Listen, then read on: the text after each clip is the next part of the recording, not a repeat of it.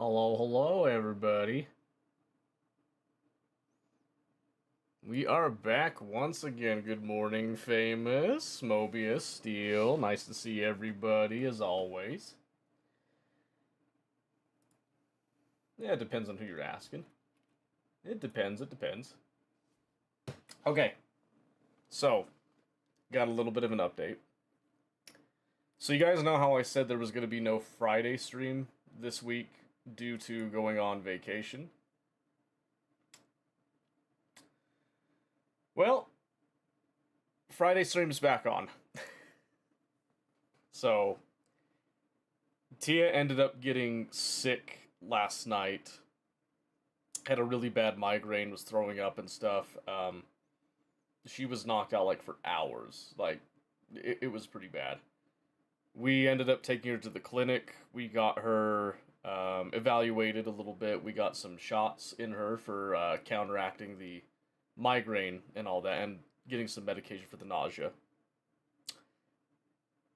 So it's now, I mean, you can see the time right there. It's 8:40 p.m. She feels better, but it's not completely gone. So it's pretty severe. So because of that, we're staying nearby with where we're more easily able to get medical because we looked up at Bear Lake. There's really not a whole lot of medical um, options up there. Plus, we're in a more familiar area down here. So yeah, the good news is that Friday is still probably happening. The bad news is the reason why it's happening. So sounds like she doesn't get to go on vacation. So am I going fishing? No. Trying to go fishing at Bear Lake sucks anyway. So it's too much of a tourist deal. But yeah, she's doing better right now. Like she's playing Pal World up on the bed right now, um, which is good. That's a good thing, because before she was so light sensitive that she had to be stuck in a dark room. She could have the TV on at like a with its lower light, but no other light was ever able to go. So yeah, so Bear Lake's the one way up north. It's in Idaho. It's like it's partially Utah and then partially Idaho. So it kind of sits in a weird spot. But you can't really fish from the shore. There's no real good spots for it. It's all like kind of sandbars, and then the few places that aren't just straight sand, it's just so full of weeds. It's so shallow going out to it because it's kind of go figure they made it more for tourists and doing all that stuff. I wish MBU's was working. I gotta get that fixed. But and trying to get a boat out there. I don't own a boat personally, and I'm not renting a boat. I'm not renting a boat up there. So the only way that I would be going fishing at Bear Lake at this point is if my dad went with his boat, because he actually has a boat. Um, yeah, I would rather not rent a boat up there. And that's just me. That's a personal preference type of thing, but yeah. So basically, I'm bringing this up now as well, the Tia thing, because technically speaking, she is doing fine. But if things start to get worse, I am going to be cutting out fairly immediately if something happens. We don't have kids today. Grandma's watching the kids, so I am home, and Tia's home, but the kids are not. All four of the kids are gone tonight. So if anything happens now, it's going to be related to her. I also I didn't sleep very good last night for clear and obvious reasons. I feel like, so I am still sort of recovering. I did like pass out really hard in the afternoon. I think I slept from about, oh, I want to say it was 3:30, and then I kind of woke up intermittently, but I essentially was on the couch asleep until like 7:20. Tia wakes me up, but then I had to spend some time with her, which is why the hour delay. So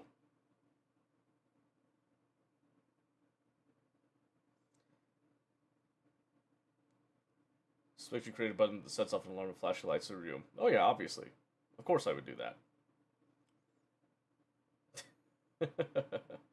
Is Tia the better half? That is correct. Yes, Tia's the wife. So she, like I said, she got into a really nasty. So I don't want to go into like too much detail with it because I know there's some people that are queasy, but essentially she was one moment she was fine, and then she was, elevated. Um, she was elevated. Then she got hit with like a thunder headache, is what we thought it was. She was just on the floor, couldn't get up, couldn't move, barely responsive, and it was, yeah, it was crazy. Hey Swain, how's it going? Um, by the time Friday hits, we should be good to play Bellum. The main area that we want to be monitoring her is actually tonight. So normally I do play multiplayer games tonight, every now and then to play with other people. Tonight I'm gonna stick to single player games exclusively, so that I'm not leaving anyone high and dry until we at least hit like 3 hours from now. Then we could switch if other people wanted to play. So yeah, she's doing a lot better now. She's in a much more stable state. I am thinking when she decides to go to sleep tonight, when she wakes up in the morning with uninterrupted sleep, we should be stable, but we still want to stay in the area. Primarily, I want to stay in the area to make sure that she's okay. Normally, I would have said, "Oh, if it was just like a little illness, something, I would have just brushed it off. We would have gotten some medicine, and then we would have been leaving tomorrow." I'll be honest, I don't scare easily, and what I saw last night um, had my gears turning quite a bit. So, for my sake, she has agreed to stay this time. So,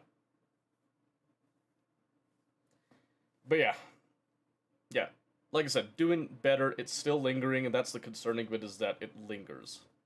So, so we'll see. We'll see what happens. We could do some auction non included. That is true. We did some last week, and people seemed to really enjoy it. We can continue the play that we did. I haven't touched it since we last did it, so that is open and on the table. Also, I tried out a game that I think you guys might actually like because it involves Twitch viewers and voting on that. So, unfortunately, if you're over with us on YouTube, you wouldn't be able to use this system unless I find a way to manipulate it in some way. There might be a way that I could do that, or I could make my own system for it. But Frostpunk 2 has a way that Twitch viewers can actually vote on a council. And I enabled it, I turned it on, and it actually works really well, I think. I haven't tried it in a live environment yet, but it seemed to turn on pretty well, so yeah, that's just an option that we can do. Turn it off and turn it back on. I mean, yeah, you'd be surprised how often that works, by the way. You'd be surprised how often that does, in fact, produce results. Just saying. Is that why my video player was blank when I tuned in? Yeah, it's weird. Yeah, there's an extension on right now, so I'm hoping it's not affecting anything right now. I can disable it if that's the case.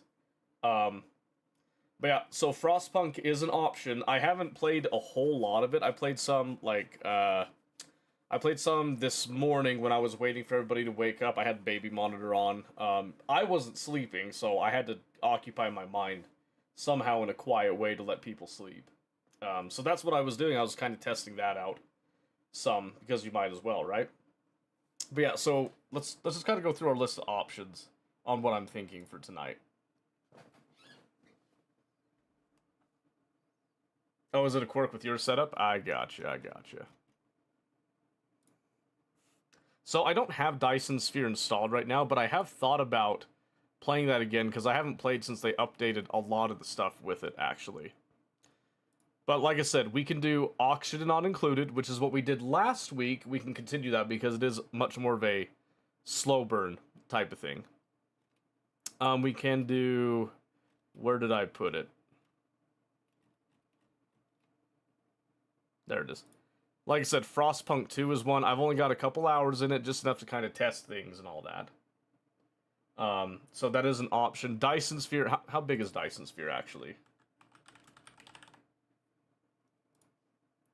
Oh, it's only like a couple of gigs. We could probably install that if people are really interested in that.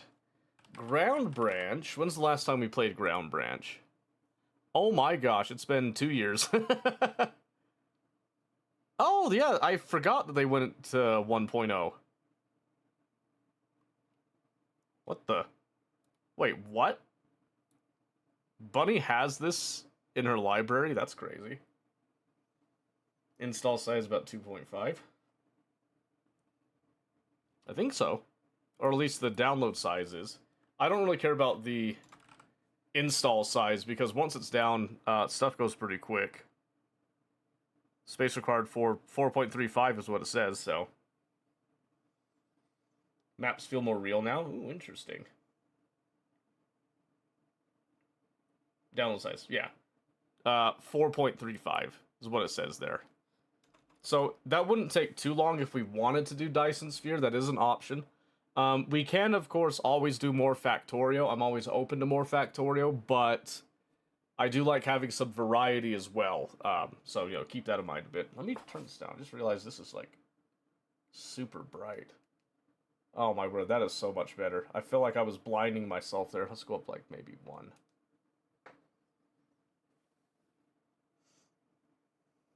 I don't think anything surprises you, Famous, I'll be honest. What was the other one? There was another one I was thinking about recently. You don't play the Jurassic Park Builder games?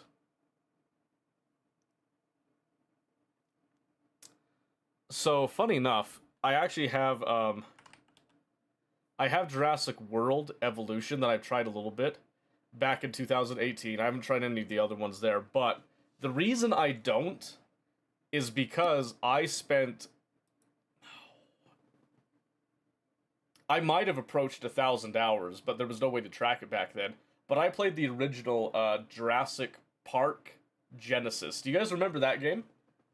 Has anyone here played Jurassic Park Genesis? Because it was super cool. Let me see if I can find a little gameplay footage of that.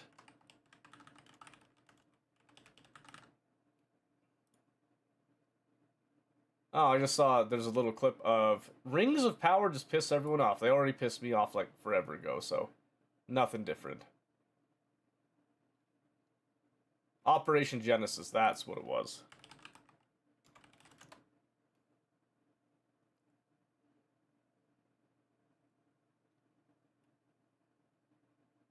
Okay, here's a full playthrough from 3 years ago. I'm not going to do the sound with it right now, but the sound design was actually really stellar, by the way. This is the original Jurassic Park builder, okay? I played the hell out of this one. Oh yeah, I would totally play the newer ones, but let me just show you what the older ones look like here. Let's go... I think they do a little tutorial. Yeah, so this is Bested Slots video that we're looking at. I just don't have any audio to go with it here. And by the way, at the time this was out, this was top tier tech, by the way. This was like one of the first map generation games that I remember that actually had, like, you could customize the world and actually see it, the preview of it. This was revolutionary back in the time, I'm just saying. Came before he was born? No, don't say that.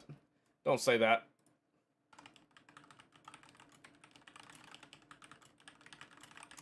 When was it released? What? 2003 is not that long ago.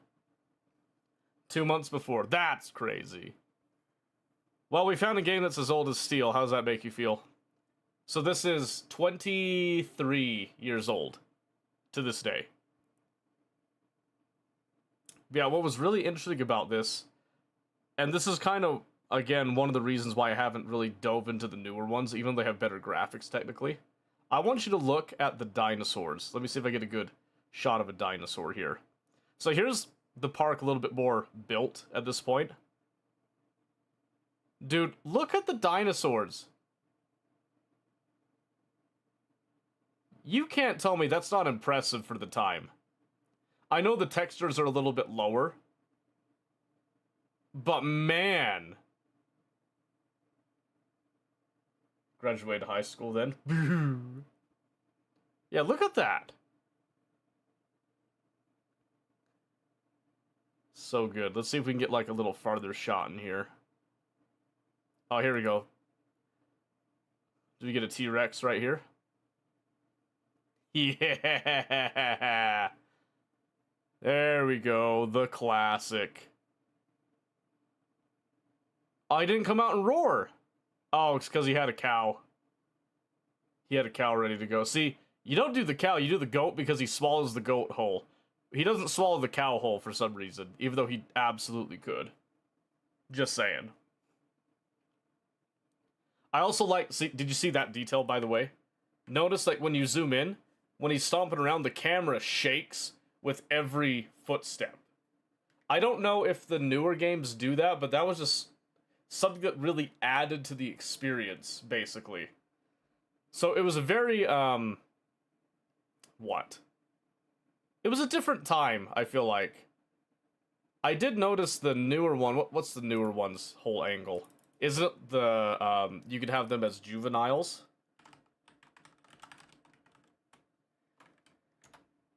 Because I do have them on my wish list. I follow these.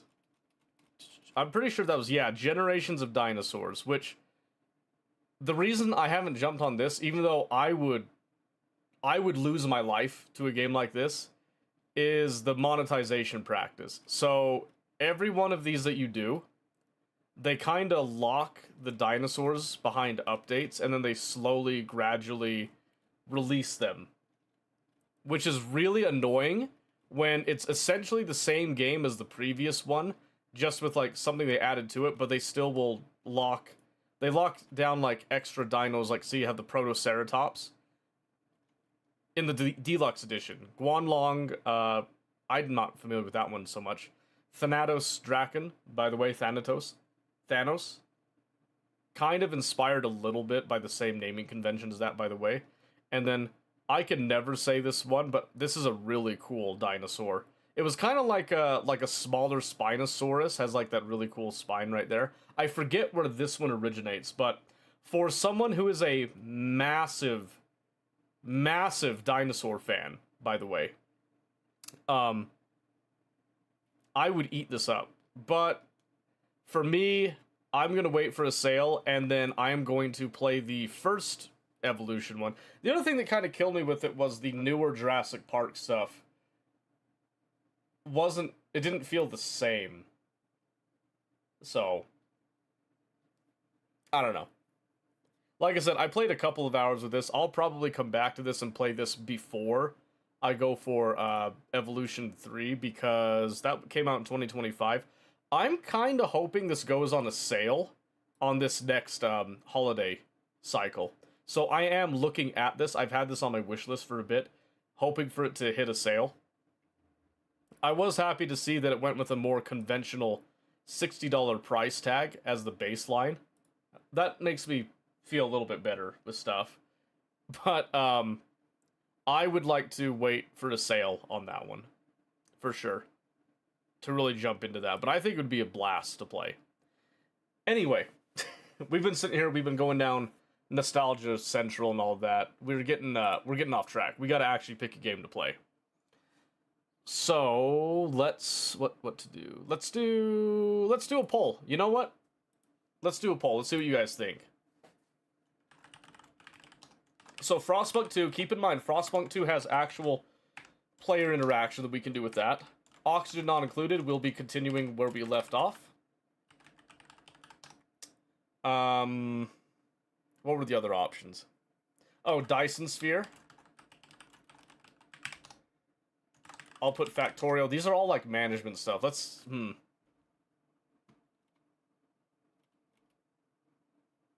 You know what? Let's toss out Factorio and let's put in Warhammer 3.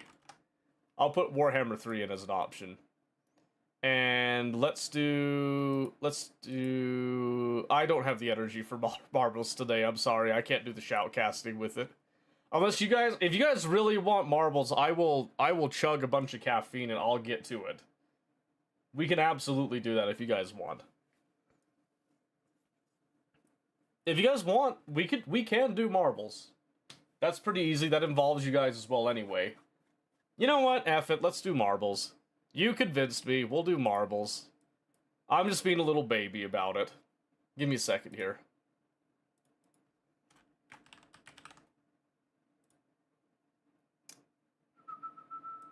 You can pick any game you want that is in my library.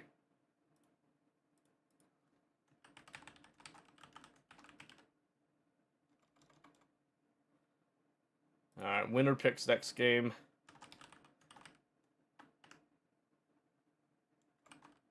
I'll say first to two.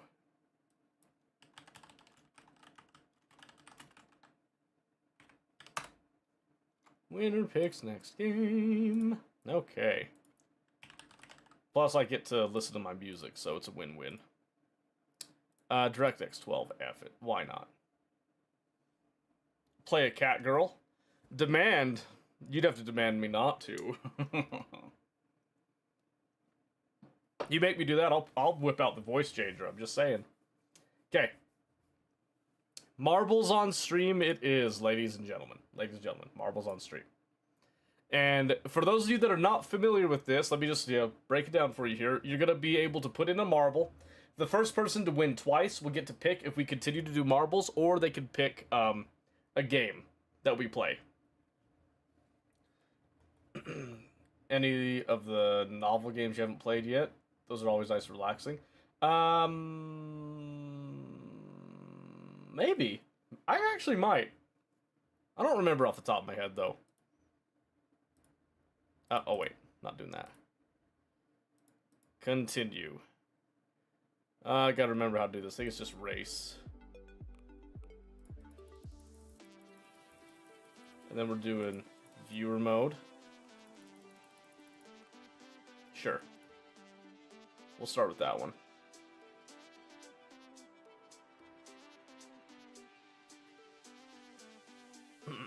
Okay. Hold on, relax a little bit. Relax a little bit. I'm also going to turn off the game sound and just let you guys listen to the music instead. So it's not just like jarring to you. Because it's getting jarring for me right now. Alright. Okay. 60-second countdown, exclamation mark, play. Exclamation mark, play, in order to have your chance to pick the game. And like I said, any game that is in my library, you have the link to the library right there. You can pick any one of those games that I've got, within reason, of course, because there's some... I haven't filtered out the weird, like, test stuff that's in there. But I have all of the games in my library as of, like... it must have been... I think I updated it maybe last month. I probably gotta go and update it again. But it is all up to date, and all of those are on the table, and... If you don't want to go look at the library, you just know a game that I have, you can just do that as well, too. That's totally fine. Alright, you got 20 seconds to join in. Once again, it's going to be the first to two wins. First to two wins is what we're going with here. Let's see. Maybe we do a little bit different. Let's do something more... I think drum and bass would be good for this. It actually would turn up a little bit. Okay. We are now off to the races. We have 6 contestants in the ring. There's not going to be a clear leader just yet until we actually get down and dirty with it. We're going to try to... Oops, that is the wrong... I got to remember my keybinds on this one here. Looks like so far Mosquito is technically in a little bit of a lead because they are lower down in the tube here. But we won't know until somebody actually makes it down the funnel. But it does look like Mosquito will be the first one down the line. Myself following very slowly behind after, and the rest of the pack is beginning to catch up as well. Nice little gentle turn here. This is going to all come down to how the individual racers actually take these turns and move on down. Mosquito has a very healthy lead, just has to maintain it. She just has to maintain... Oh my goodness! Oh, we got a little bit of a hiccup. Decided to go on the left side. And I completely breeze past upcoming to take over Mosquito's position, unless I mess up the turns right there, which is very easy to do. Maldor and Famous are coming down the center track, looking to make up a little bit of ground right there. They will have a technical advantage for a moment, but we do have a couple loops that's going to start to even things out. This is all going to come down to how the individuals approach the coming obstacle. We got the little baking sifter, baking mixer type of deal going on. Maldor looking like they might be the first one through. Oh my goodness, Maldor decided to showboat a little bit and ended up eating it as Mosquito regains the lead. Steel, now in the second place position, has a lot of ground to make up for. Famous in third, Maldor now in the fourth place position. This is what hubris does to you, by the way. You can't let hubris get to you. Alright, Mosquito. First one out. Now coming over to the little bumper bits. Don't know what to really call these ones. Passes them with flying colors. Ends up taking the center line on that, losing a little bit of momentum. Steel, taking a little bit of a gamble. It pays off. He's now catching up to Mosquito, who's going to be able to make it through. Oh, Mosquito shoots the target and scores instantly. A perfect pass through as Mosquito now will be taking the first position. Followed up by Famous and Steel. Maldor catching up a little bit over here to take the fourth place spot. Seto and Swain will be bringing up the rear. And we'll just wait along a little bit. Oh, Swain. Poor Swain. You know, this just shows it comes down to dedication, integrity, and tact by the end of it. That's what it really is. That's what the game's all about, as it were. And Mosquito showed all of those traits in order to nail the win. But this is a best of two.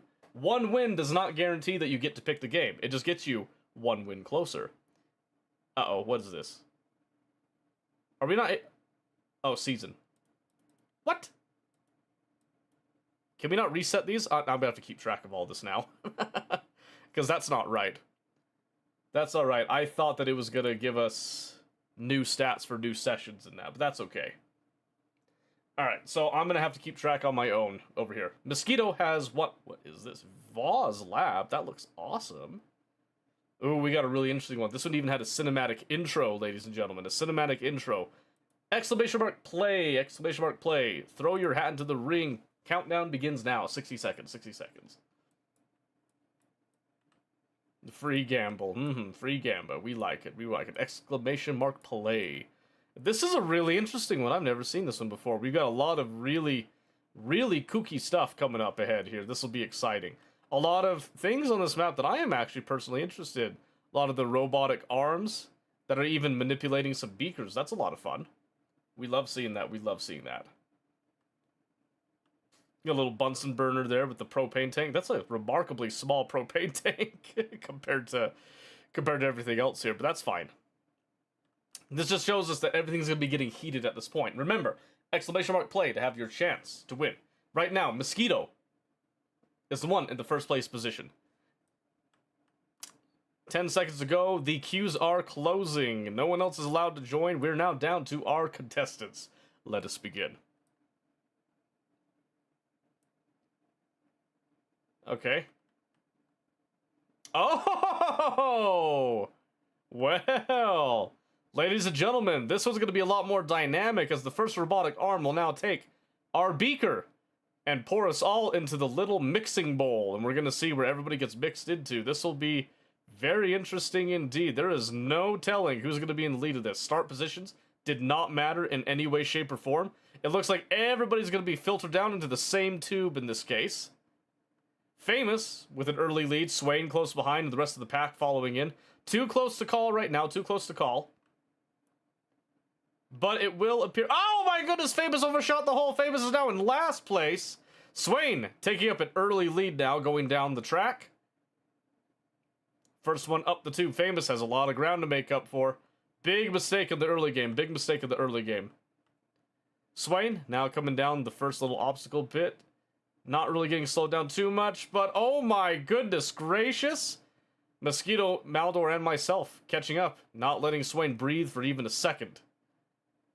Ooh, we got a little scraper going by. Doesn't seem to catch any of the marbles at this point in time. And that is okay. Swain with an early lead now. Myself, Maldor, and Mosquito close behind, followed up by Famous and Steel in the back. Heated sections are causing a lot of bumps. as Swain just dives straight down to get a really early lead, remarkably early lead, as a matter of fact. Mosquito and myself taking a different route. Famous and Maldor have dropped out of the race, I just noticed as well. So we're down to 4 contestants. Swain has a very... Oh, Swain had a commanding lead and then couldn't take the heat and fell off the track. We're down to 3 contestants. Down to 3 contestants. Mosquito back in the lead again. If Mosquito can stick this landing, she's home free. Ooh, and she takes a very gentle approach. Steel is close behind. Steel could easily take this. Oh, my goodness. Mosquito jumps out, gets filtered down into the test tubes. And I believe that means Mosquito just snagged a double win for free. One of the fastest wins that we have seen to date. Well, there it is. Mosquito, you now have the choice. Do we continue on with marbles, or do you pick a game? The choice is yours. You feel like you cheated? Let's not go incriminating ourselves now. You may continue to carry the game on and have it go to 3 wins, or you can pick the game. Ani? The choice is there, ladies and gentlemen. Thank you for playing. This was a remarkably short one. I apologize. That's just the way it goes sometimes. That is not what I meant to do. I meant to go over here. Auction Not Included is the game that we will be picking for the time being. Thank you for playing. That was fun. Nice and short. I didn't have to destroy my throat that time.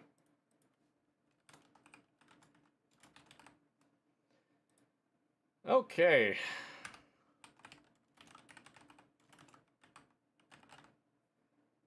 I just have to change a couple things here. Excuse me.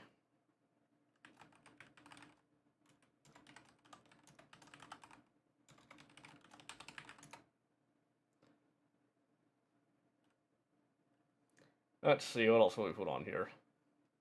We'll win one of these. Someday, I'm sure. We'll just go with that. We'll just go with that stuff, that's fine. Okay. Oxygen Not Included, it is. And we will carry on with the playthrough that we started last week. Oh, hey, gamer. You changed the KB? What happened? What happened? Are you undercover? You can be honest with me. Are you undercover? Are you hiding? Is that why you changed your name? Do we need to know something? Are they watching us right now? Actually, we're gonna try some. We're gonna go with this. And if this is getting in the way, you let me know. But I think this might be better for Oxygen Not Included. Oh my gosh. That was kind of loud. Excuse me. Oh, I got blueprints. I got 1 blueprint. Watch this. Boom. Hey, H2O diagonal. Another drywall. Perfect. Alright. And we are going with this one. The Gobsmacked Space Camp.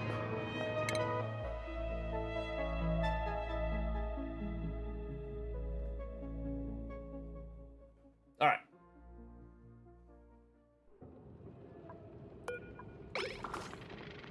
Okay. Let's go through what we know about this run through so far. And then we'll carry on from there. Alright, I'm gonna pause the music for a bit and just let the ambience play itself here. So. Excuse me.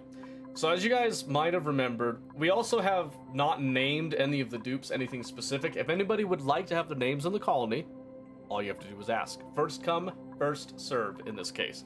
And of course, longtime channel members get priority in that pick, but most of the time we don't have to have any fights or any little deals about that. But we haven't named any of them yet, so we have eight names right now that we can do.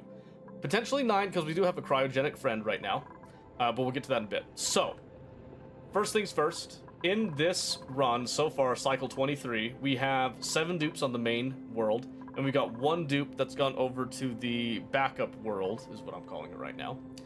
We have carved out some spots over here in order to get access to some early thimbleweed that we're just wild harvesting because it's easy to do that.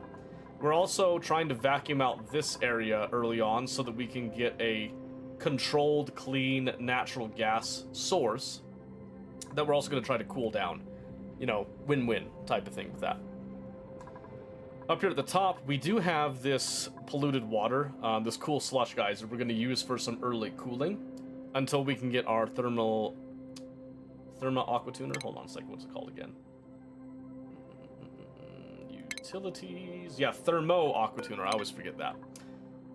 We do have up here, if I recall, there is a chlorine gas vent. I'm not huge about that. There might come a time that we need that. But I'm looking up here, I can see some igneous rock and some ice. This means that we're probably already very close to the surface up here. So that's going to be pretty exciting to have. We're going to hold off on actually cracking through to the surface, though, until we get things a little bit more sustainable. So, we've got a little bit of natural water over here as well that we're tapping into. We did set up our closed-loop bathroom system. We did talk about that a little bit last time for people that have not done that before. eGamer sounds like a 9-year-old's username. Yeah, I mean, that's fair. There's a little bit of nostalgia with it, though, right? A little bit of nostalgia with it. Nothing wrong with that. So we got our closed system for the bathroom loop. We've got 2 liquid locks going to 2 different areas. So this one has another area. This one's filled with chlorine gas. We're going to crack through to each of these. I want to take this bleach stone, and I either want to off-gas it completely, or I want to put it into our main storage, which we will be discussing that as well. There's some stuff to talk about that. In order to do that, we need to go down solid material to the smart storage bit. But before we do that even, let's go over to our second planet and discuss what's going on over here. So here we've got our currently named Kai, which again, we can rename everybody at any point in time. Does not matter. First come, first serve on that. I will let you guys know when we're actually looking for names on that. He's currently working on cleaning out the area and giving us a nice working zone that our dupe in the cryo tank will then be able to help him out with building this all out. The goal right now is that we have right over here, this is a natural gas geyser. So we're going to use that for their power. We're going to come and crack into here as soon as we can. And then we've also got oil over here in abundance. Now, one of the problems we have is we got these zombie spores. So I have mentioned before that I'm not too afraid of germs. The one germ that I am afraid of, in oxygen not included, are zombie spores. Mainly because they don't really kill dupes, but they can kill colonies because they basically lock up dupes and stop them from doing things. And if you don't get on it, they can destroy an entire colony if you're not careful. Jimmy the Rat, if you so desire, we could do a Jimmy the Rat. We could do that. But later. That'll be your choice of a name, though. You can choose to have the dupe named whatever you want. You can name it after yourself, name it after something else. It doesn't really matter. The other thing that I want to get while I'm over here is usually with these oil biomes, you get large amounts of diamond. And I want to use diamond for a couple of applications later on. So it'd be good to harvest some of that. There should also be a hydrogen vent somewhere on this planetoid that we want to take over to get that done.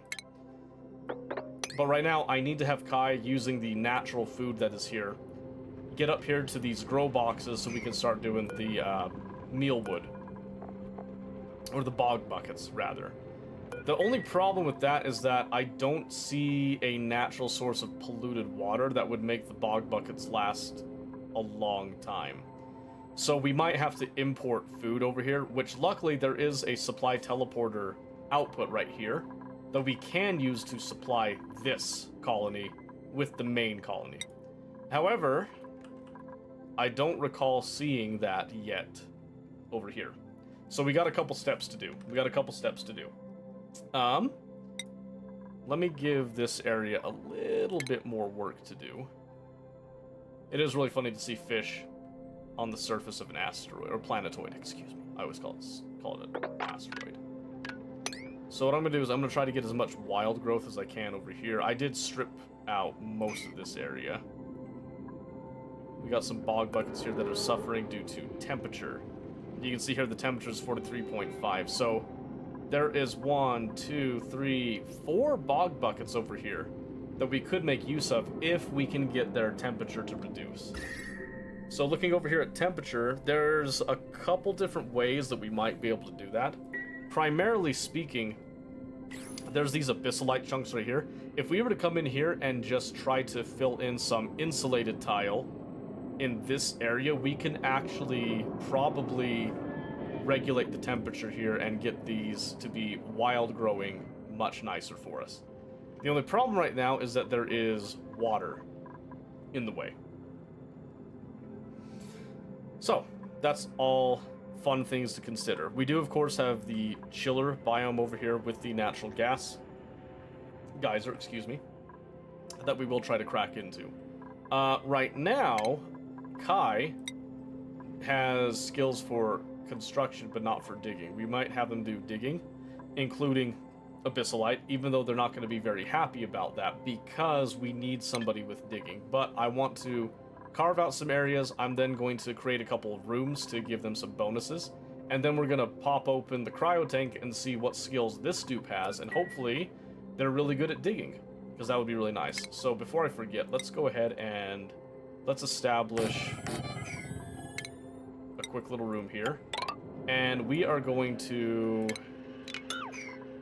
actually do this. There's a little trick that you can do where instead of coming up right here or even here, come back even one more, and then you can do a door, like so. You can even do 2 doors if you want to. I know a lot of people do that for better airflow. I don't like the way that looks, so I like to do tiles here.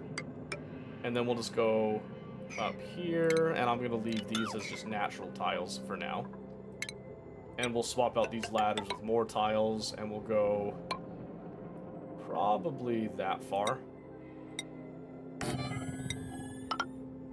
just to give us a basic room.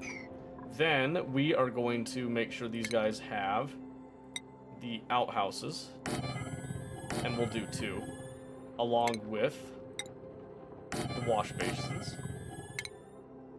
And this is just to give us a basic area. Do we need to go over here? No, I don't think so. So we'll leave this one as a one entrance. It'll just make things a little bit easier. I keep forgetting to do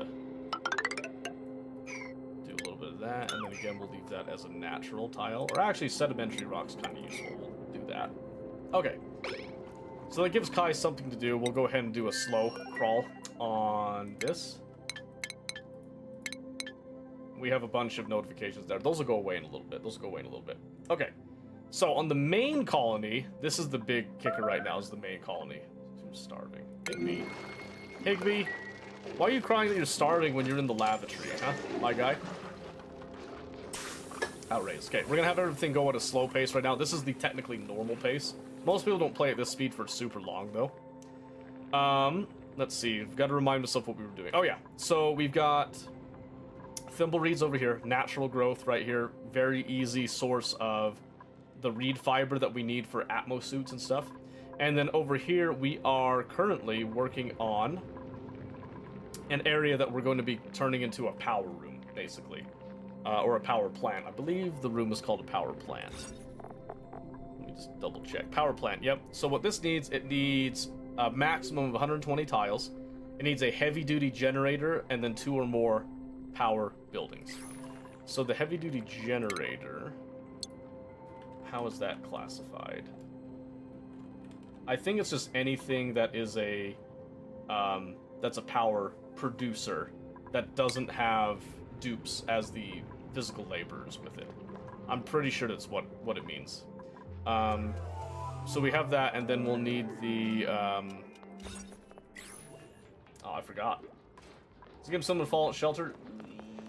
Yes and no. So Fallout Shelter, you have like different rooms that will just perform different functions. In this one, you have the whole colony. You can customize and make all your room sizes and all that, whatever you want. But you also have to deal with gases. So you have your oxygen overlay here. You also have a power overlay. You have to deal with the power loads on different wires. You also have temperature that you have to keep track of as well. This is your material overlay, so everything that you make, what it's made out of, what the surrounding world is made out of as well. Lights are something that affect different things as well. There's also plumbing. You have to make sure that you are plumbing and HVAC certified. So right here, this is our initial vent system that's going to be coming into place. You also have the decor is something that we have to keep track of. Right now, everything is very ugly. We'll be fixing that later. Then you have germs. We have to be keeping track of the germs over here, making sure that we're staying healthy. We keep things clean. Then we have farming is another overlay that we have to make sure we're staying on top of. Rooms are something that we can create in order to make sure that we are getting some morale bonuses and different effects with that. So right now we have a washroom, which gives a +2 to morale. We have a latrine, which is a +1 to morale. Not as good as this, but we're keeping them both up as options. And then we have a barracks, which gives +1 to morale, but also gives you all of your stamina back because they're all actually sleeping nice, which is really good. I'm just going to cut those two out right there. I need to come over here. We're going to copy this. That's so many. Oh, yes. And then on top of that, later on, there's also radiation that we'll be dealing with in higher quantities. And then there's also going to be the automation and the shipping overlay that we have not unlocked yet, but that will come into play later. Okay. So with all that being said, let's go ahead and bump up to the middle speed. Because right now what we want to do is we want to get this metal refinery going, but we need to be able to power it. The problem with powering this right now, if you were to look at the properties of this, well, easier way to look at it is just like this. This takes 1200 watts of power. Our regular wires are only rated to do 1000 watts. If we try to power this with our current wires, we will blow a circuit, basically. Oh, and we're down to dad jokes again. There we go. Let's see. Let me get my dad joke list all ready to go. Nice to see you, Mike, by the way. Let's see. Where's my favorite list? I got a good list of them. Let's see if I can find one that I haven't seen.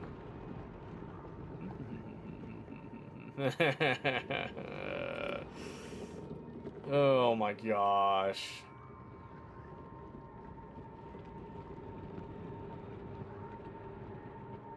Some of these are just too much. Where do polar bears keep their money? Where do you think they keep their money? Polar bears.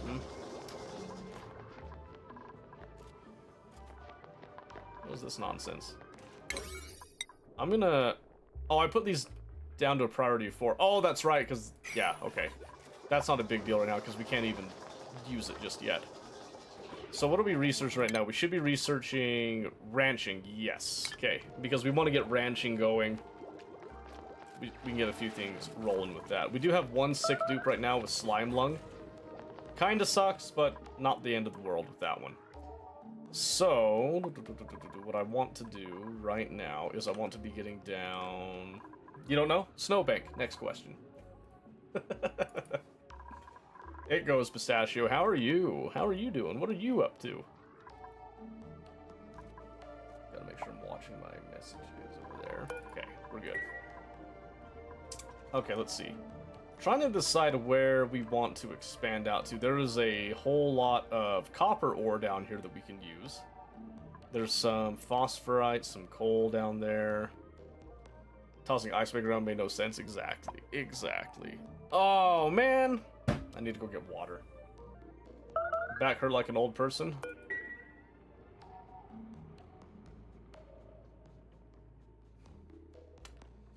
Did, something happen in bed? Have you experienced, joy and happiness, as it were? Is that what you're trying to tell me?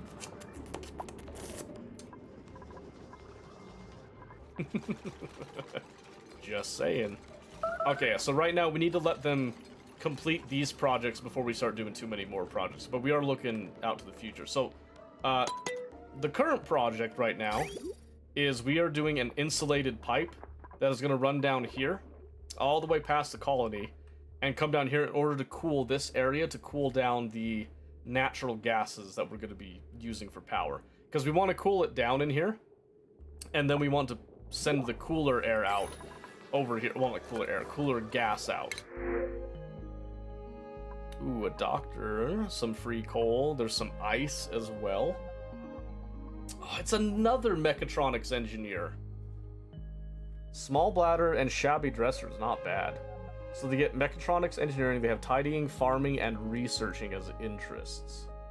which isn't exactly mechatronics. But they would be able to help with conveyor rails. That is tempting. I already got one. I already got one, though.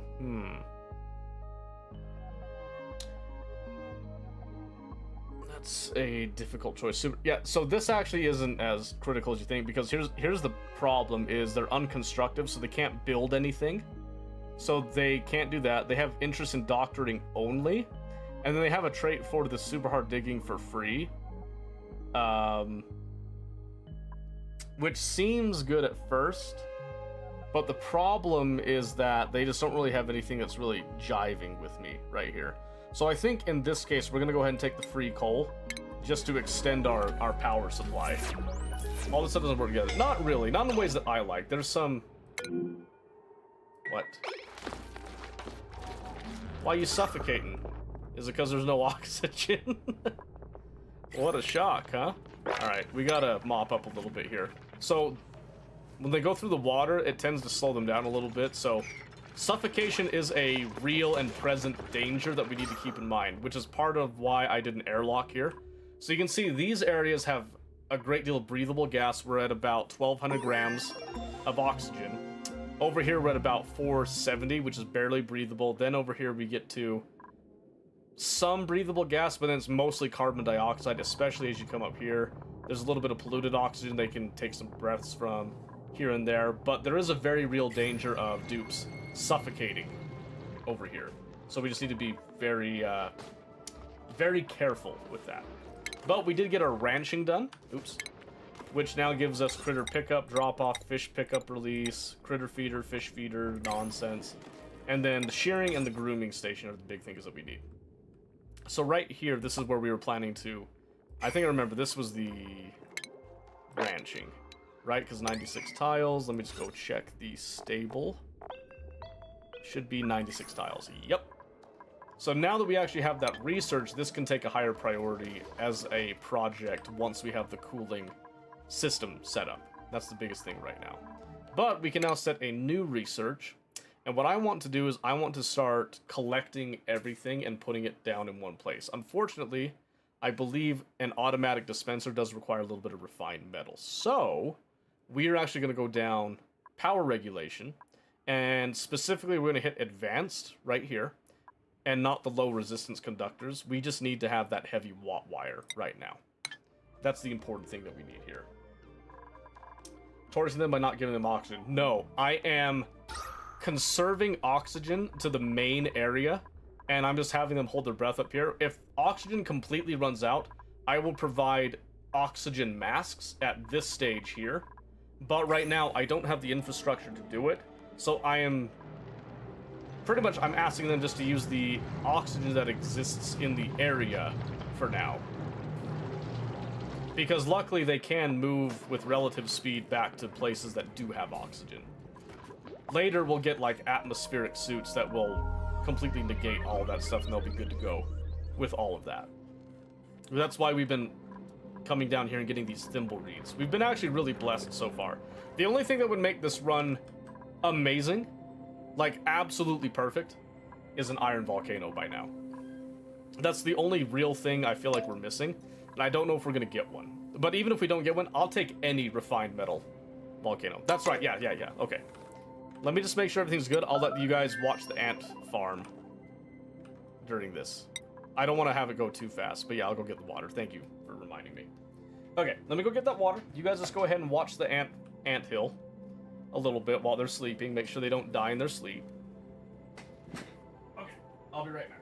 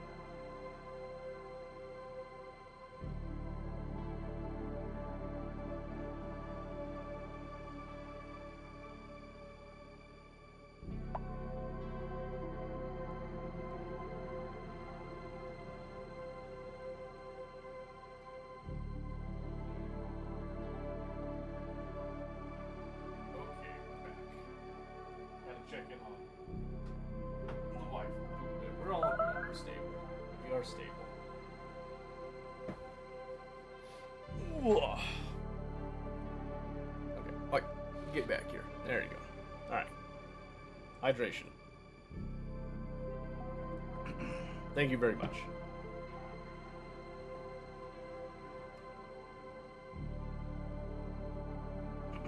Alright.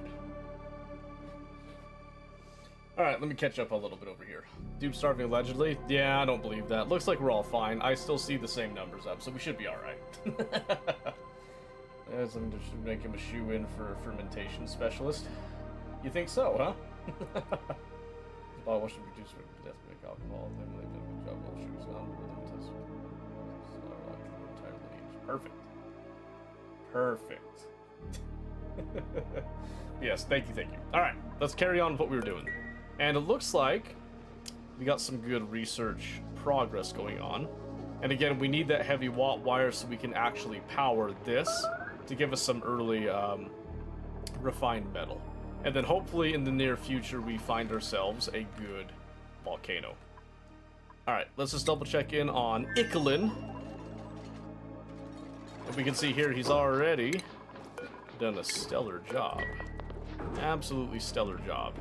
So we want to set these to 6, because these are life support critical things. And then I like to leave doors open for just easy pass-through. So then you still get the room bonus, but you're not stuck with them like sitting there waiting for doors to open and stuff. Some rooms it's good to do that, others you'd prefer to have everything else in place. Okay, and then we can just do, let's see. 4.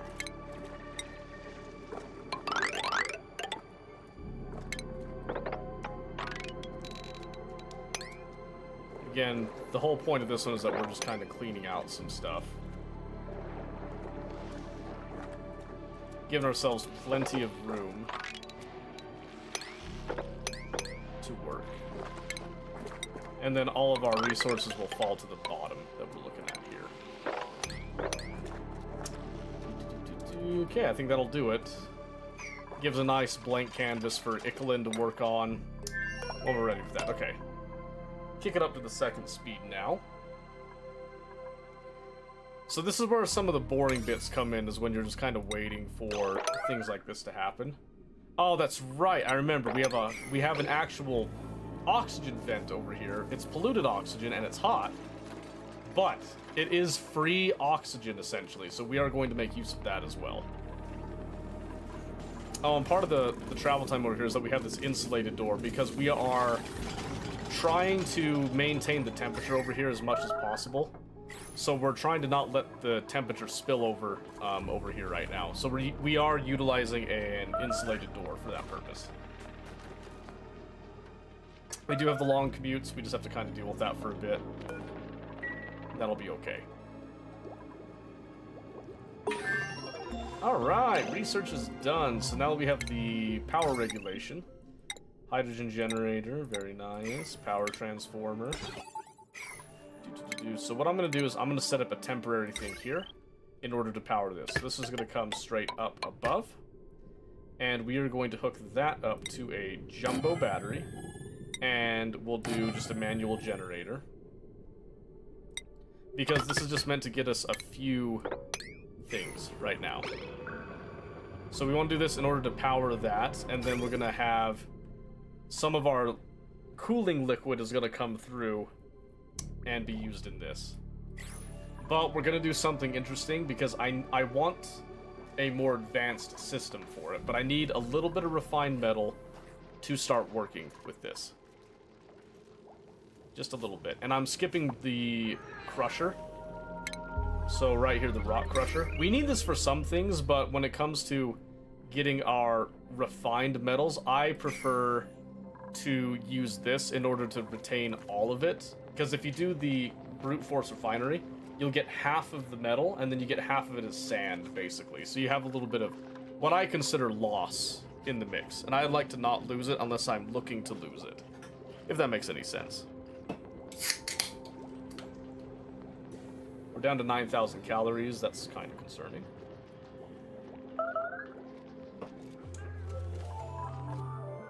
We do have some mealwood that is growing there, but I am a little bit concerned about our long-term food here. So, we might end up doing something about that. We'll see. Okay, I think what that means is that our ranch now needs to take priority. So we're going to start doing that. And we get our grooming station right here, very close to the door. And on top of that, we'll need to do our critter drop-off right here, and then a critter feeder. And again, we're going to do 6 on all this. The good news is that none of this requires power in this current setup. This is going to be a very bare-bone, basic setup that we're doing here. This will not require any advanced automation. This will just kind of get the ball rolling. And then we can go around, we can wrap up our hatches, and start to get some meat coming in. So I'm going to come over here, and we're just going to do hatches and hatchlings, because that's what we've got access to primarily. Double check over here. He's got plenty of food. He just needs to work through some stuff. So yeah, main goal right now is our main area. And again, we're going to give these a priority of 6, because this is a critical life support focused area. I do notice that we have a buildup of carbon dioxide coming down here, which means that we need to give ourselves more of a sink. So we're going to do that right now by starting this.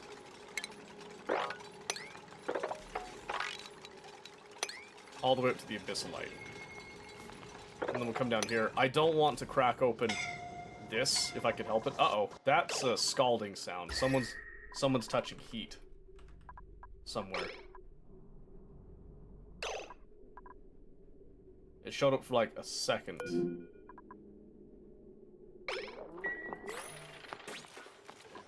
Or maybe it could have been maybe they were suffocating. Maybe it was a suffocation thing.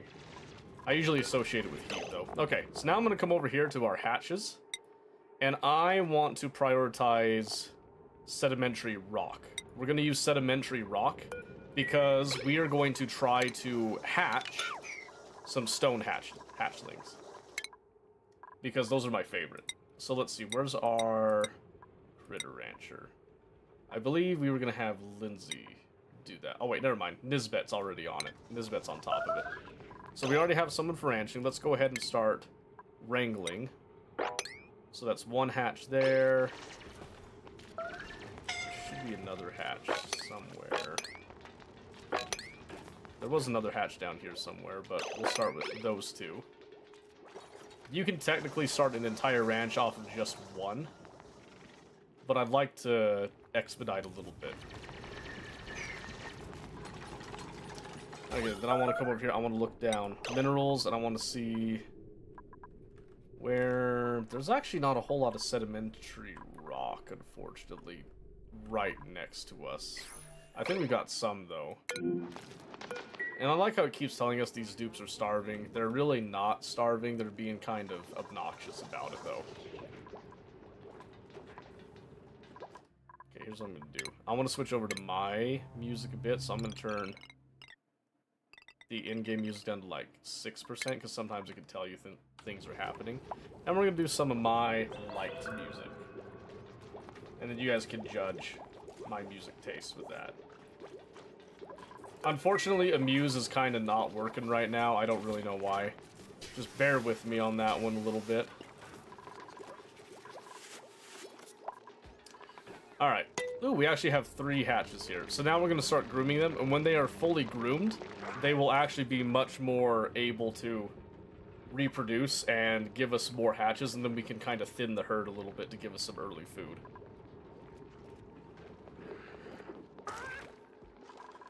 In fact, there's another one to wrangle right there.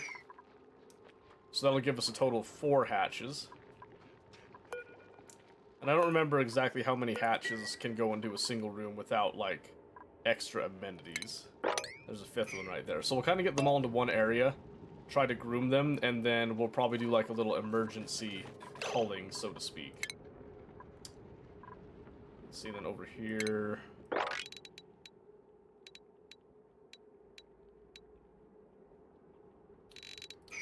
What I want to see now is the Great Hall can go up to 120, but needs a minimum of 32. So we're gonna go kind of small with this one here, and I am gonna go here,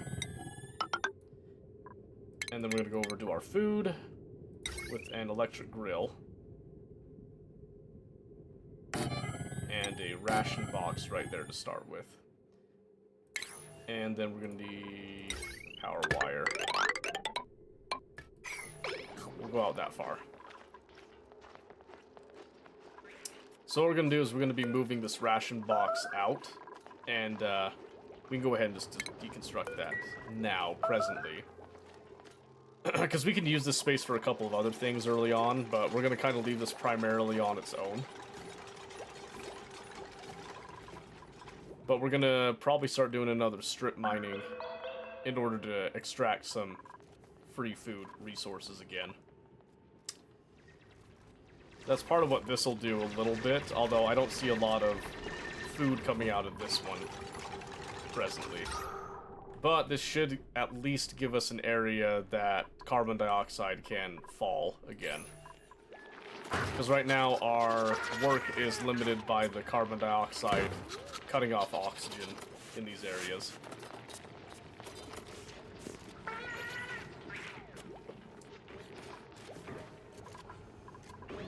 Let's see, how close are these guys to reproduction? Metabolism's at 25%. Room, they're still wild. Yep, still looking for that tamed level on them eventually. Okay, so as we're going through here, we are actually going to go even deeper.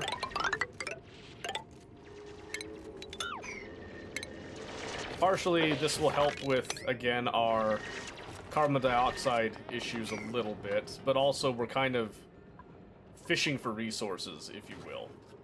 And we are probably going to have to eat some of these guys if this mealwood doesn't push us through to the end. We also don't have a dedicated chef just yet, so we're just kind of going off of the raw mealwood as it is. I think this will be enough mealwood right now, because we mainly just need to have 1,000 per dupe per cycle. So right now we have enough for another cycle, and I believe this mealwood will now start to cycle through a little bit efficiently, and then we can get our hatch ranch up appropriately here.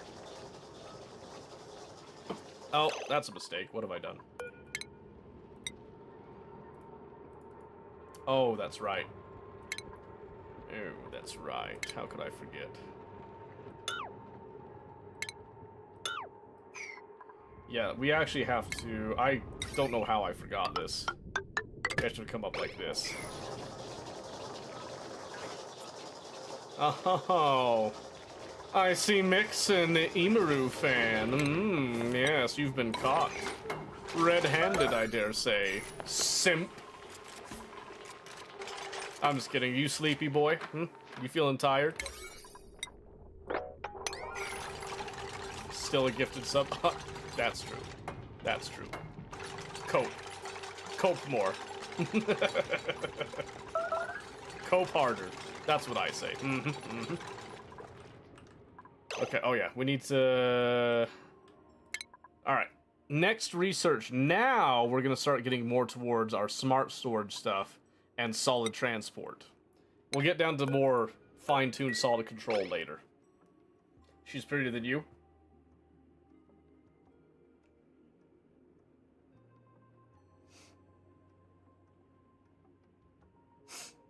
That's hurtful.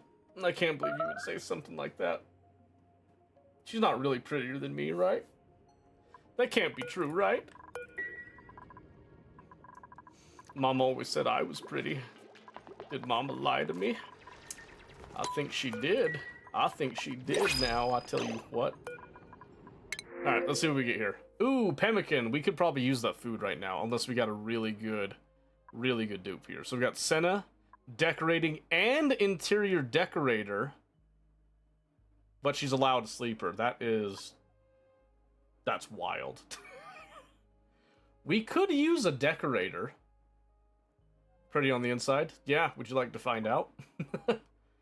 We have Mary over here tidying, researching, and decorating, but then has unpracticed artist, which is kind of... She also doesn't snore loud, though. And she does have an interest in this. So she gets a +2 from that. And then unpracticed artist is a -3. And then she doesn't really get morale bonuses from decor. At least you aren't in Twitch drama lawsuits yet, at least. I'll probably never be. I'm not that kind of guy, to be honest with you. I'm also not big enough. That's the other thing, is like, when you get bigger, I feel like you get more drawn into that nonsense. So.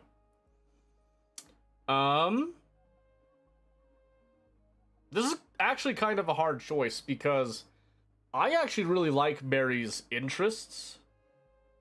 The traits are kind of nice, too. Senna has traits that actually work together really well. For a decorator. But Mary is more well-rounded, I feel like. She's able to multi-purpose more. I'm trying to decide which one I want out of those two. Do I want a specialist? Or do we want... I can't deny the food would also be nice right now, while we're getting things kind of like reset a little bit.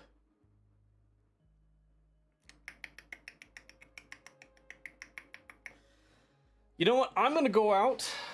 I'm gonna take a little risk, and I'm gonna go for Mary. But I'm gonna give Mary a different outfit. Let's see what we got. I want to give Mary a cute outfit. Let's see.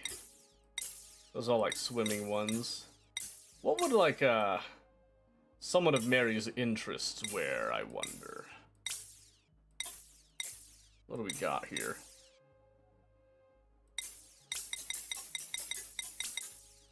All like hockey jackets. We got some flannel.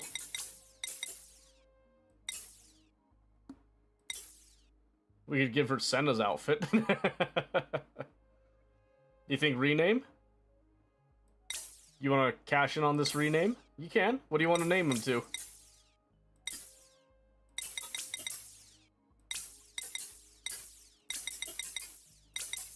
Let's see.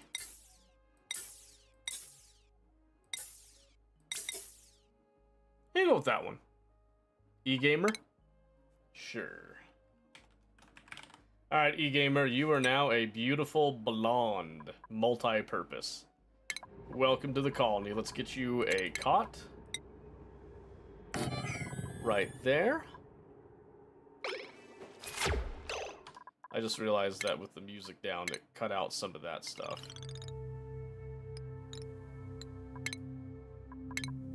So just do that a little bit. Alright, now we just have to change schedules a little bit. So we've got E-Gamer is now on the 2nd schedule.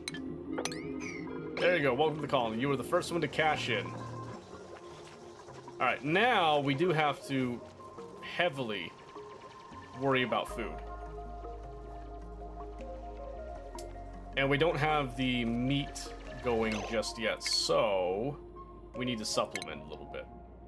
So we're gonna have to increase our farming tile allocation, which isn't too bad. We'll just kind of come up here, I think.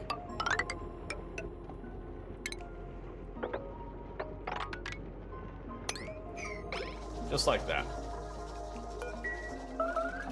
Brains overloaded, don't understand things just like your trains. What? That's hurtful. That's hurtful. Why don't you understand my trains? What's wrong with my trains, Mick? What's wrong with my trains?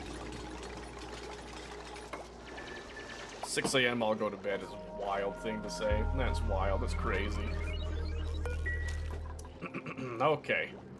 3,800 calories, but looking at these percentages here, I think we should get enough food by the next day, I think we'll survive. And yeah, like I said, adding another dupe to the main colony, it is a risk. It is a risk because that's more calorie drain.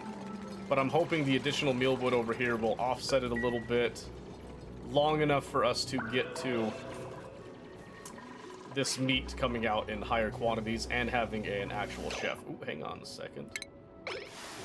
There's a little hatchling right there. That's beautiful. Marvelous.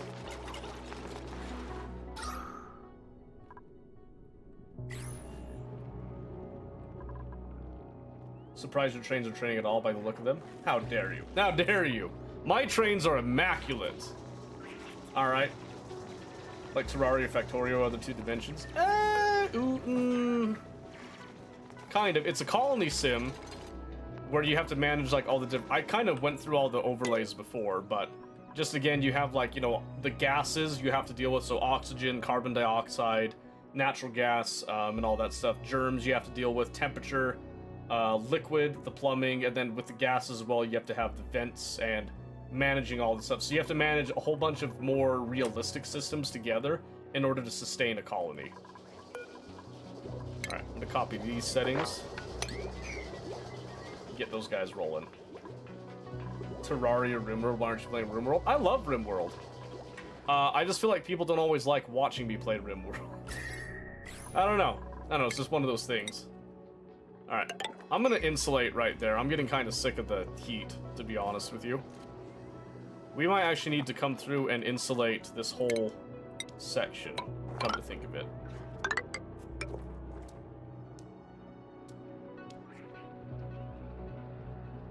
So we do like this.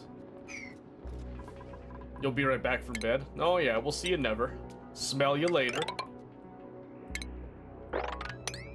Alright, so we're gonna go ahead, we're gonna define one area that we're kind of locking off now.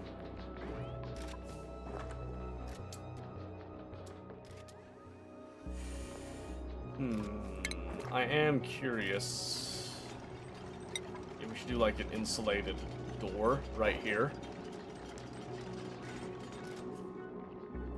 If it'd even be worth it. We could probably do an insulated door here, actually. Away so it's not affecting the liquid lock at all. Because I just fear having something happen that just causes the water packets to delete. Okay, and then we need to define where we're going to store materials for a bit. I think right here is as good a place as any.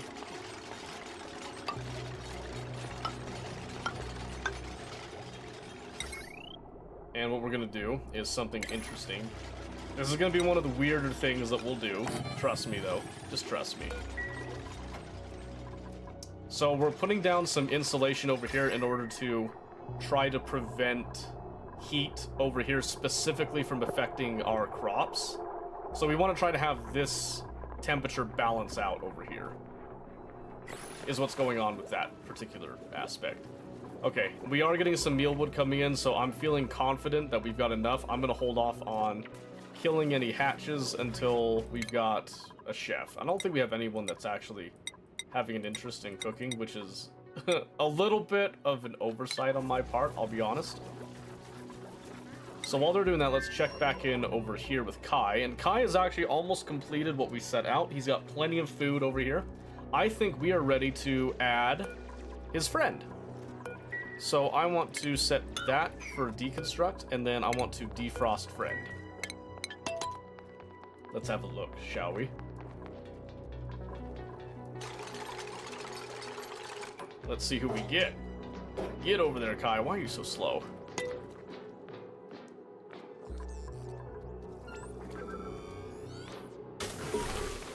Joshua is thawed. Alright, Joshua, what do you got?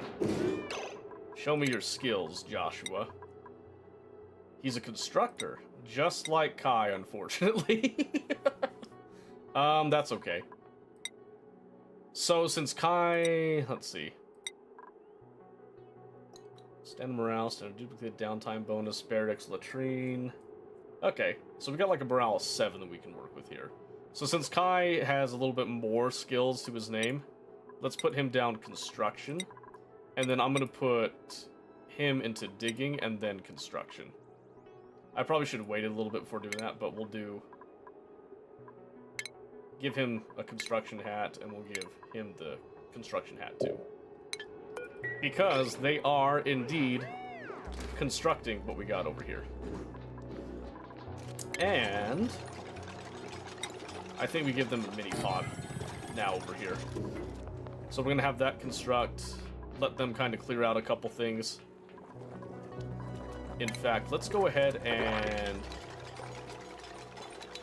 clean out this area. Give them one more thing to do.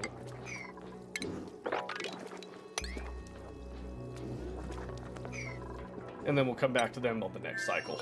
Okay. So now we've got all that going on. We have an achievement earned. Which achievement was it? Innovations, bath. Ghost of Gravitas. First teleport of call. Teleport and defrost a friend. Very nice. Okay.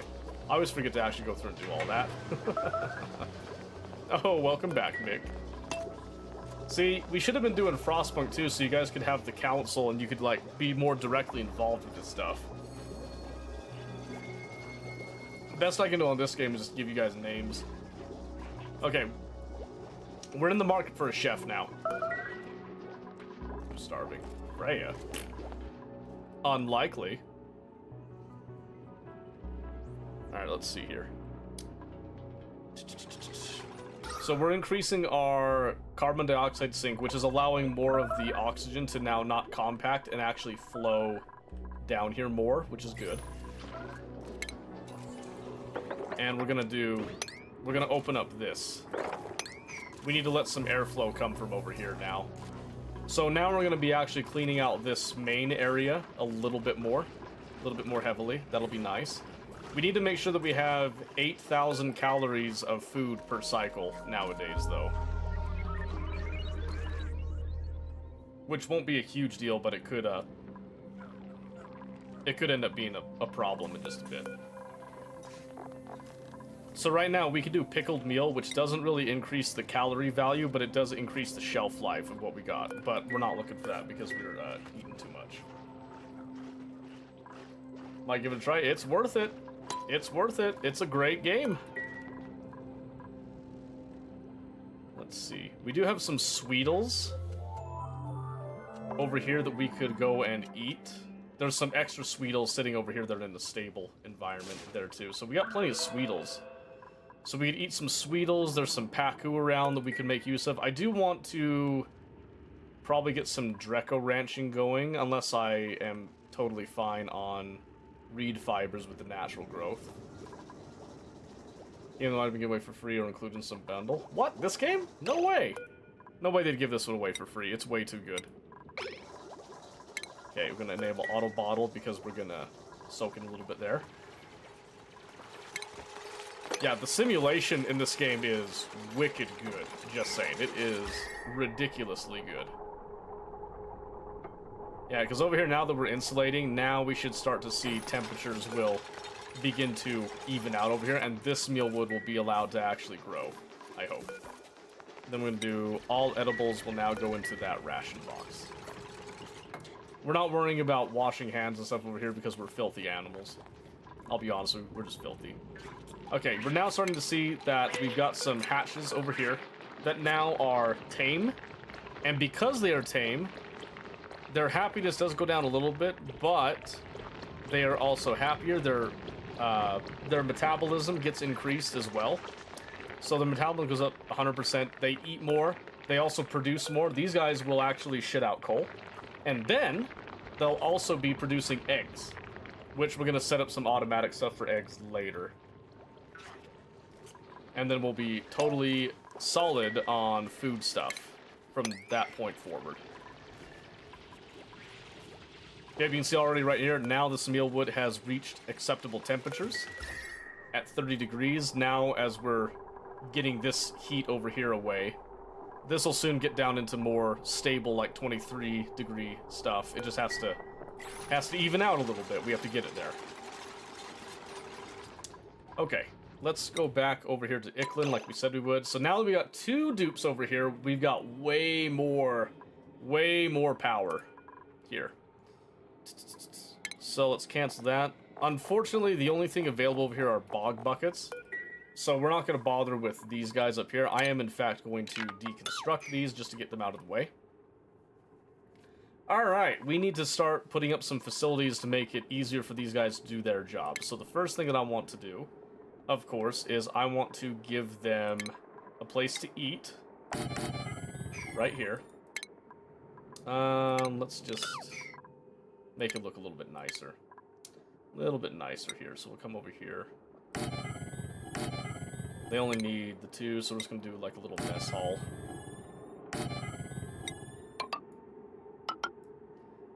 We'll give it some room for growth, just in case.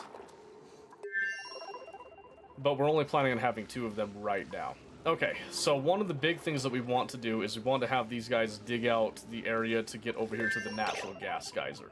So let's start that process a bit.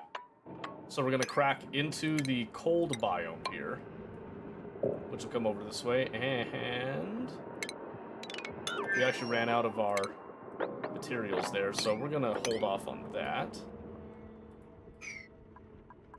Because surprisingly, I don't know how we ran out of material. We might have to go through and, wait, what? I didn't want them to deconstruct the floor. These frickin' idiots.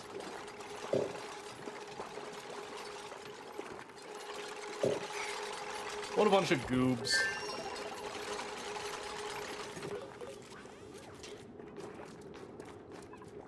Come on, think about what you did.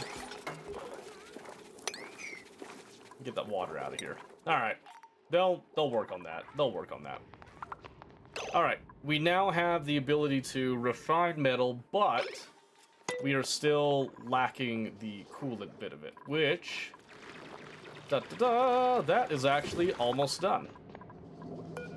Let's see, we haven't researched the eco power banks just yet. That's going to come after this research right here.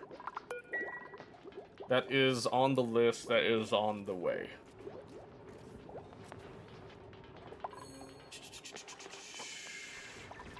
Cracking down over here a little bit more. We're still not seeing... There's some muckroot over here. We'll probably actually start to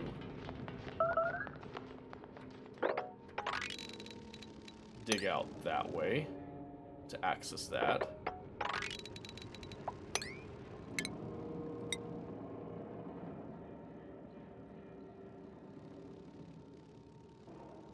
Let's see.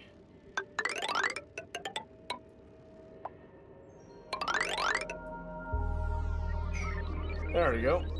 That should let us get a little bit more food and hopefully offset some of that. Because right now we are clearly not making enough. And you can see here that with our Mimica, the pollination does increase the growth speed of everywhere the Mimica is actually pollinating. That's why we keep a Mimica around. So we're hoping that the Mimica helps with producing more of that mealwood that we need. Because right now we're at 0. And that's not good. So we got dupes that are technically and functionally starving at this point. We do have some mealwood coming along over here. We might take our oldest hatches and prune them a little bit here if we don't find food quickly here. The main thing that I want to do right now is just make sure that we are maintaining life. We do have a crop of mealwood that is going to be coming through soon, so I'm optimistic right now. I don't think we're gonna have anything too desperate right now. So I'm trying to see calories before starving. Yep, we should be good. Do not own the game, kind of thought I was. Sucks to suck, man. That's okay. You'll get your chance, don't worry. It's a really good game, just saying. Alright, Okay, I think for the sake of my own mentality, let's get our oldest hatches. So we got 69 one, nice, a 96 one over here. So I'm gonna go ahead, we're gonna prune that hatch. 1482, and that one. So we're going to cull the herd just a little bit in order to give us a little bit more food to get us through, because, funny enough, dupes can eat raw meat. You get more calories if you actually grill the meat, but they can, in fact, eat the raw meat. So that should push us through enough to get at least more calories out of this, get the mealwood through, and then hopefully we see this cycle, maybe we get a chef. And then we can maybe push one dupe over here to help with this stuff. Alright, but over here, now we want to make sure that we are digging all the way down and getting ready to access this. And we're gonna kind of just carve out a little bit right there, and I believe it's that tile we need to leave alone. But this one requires extremely high levels of dig to actually get through, but we'll try to get as much as we can, and then we'll probably send one of our expert excavation dupes over to deal with that for a bit. But we need them back at home right now. So that's the main goal, that's the ticket at this time. That's where we're going to be focusing the effort. And then we can, of course, come down here in order to open up that receiver and let dupes come home easily. Okay. So, now let's look up here. Starvation should not be happening at this point in time. Alright, let's see what we get.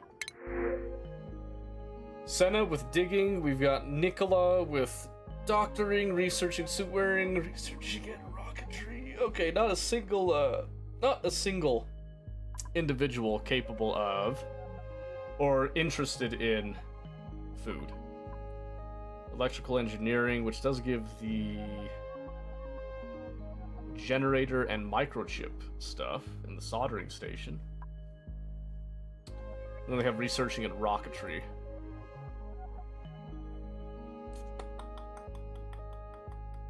Then we have Senna, who has a +11 to excavation, is a kitchen menace, squeamish, and critter aversion. None of that stuff actually matters for someone that's a digging expert, though.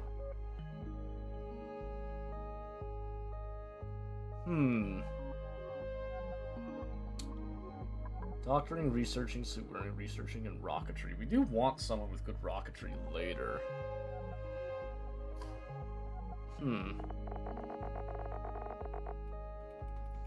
The issue right now, it's food. I'll take the seeds. I can't afford to have another dupe right now if they're not actively working on the grilling bit. Just kind of sucks. There's an abundance of food over here. I would like to get these slicksters ranched, because they'll actually eat up a lot of that carbon dioxide right now. Why are these guys idle?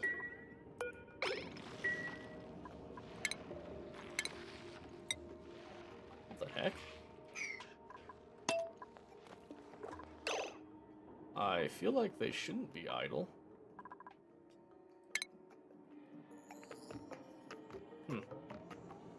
Strange. Oh, they can at least... I'll give them some more stuff to do down here, I guess.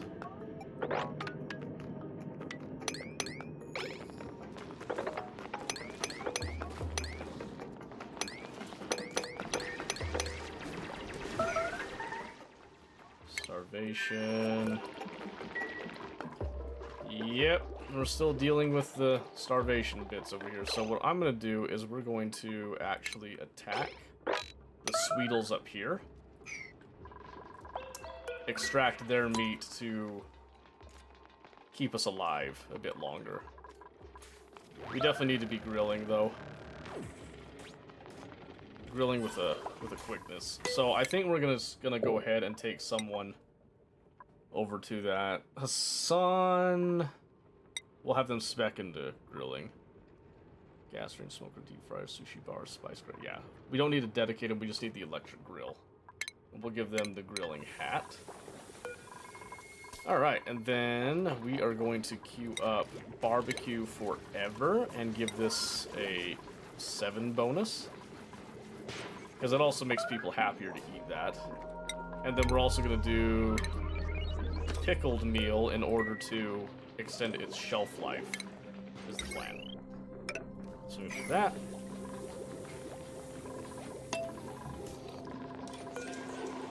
Yep, and then again, keep that at a 7 because we want to make sure that we are always grilling this stuff, cooking it, doing it our best that we can. And then we'll come through, we'll attack that hatch that we found as well, because we need the meat. Desperate.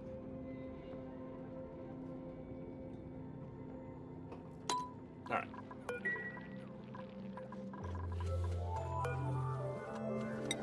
Can't help but notice that's not going. Oh, it's because there's literally no water right there. That's fantastic. Okay, we need to do a pitcher pump. I'll go right here. Down and deep. We're going to deconstruct this, and then we are going to crack over into that.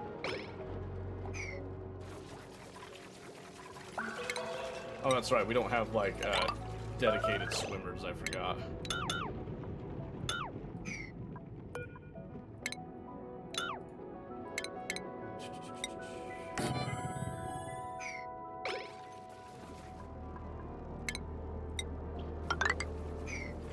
Something like that. We'll even give, like, another access point out of that. Okay.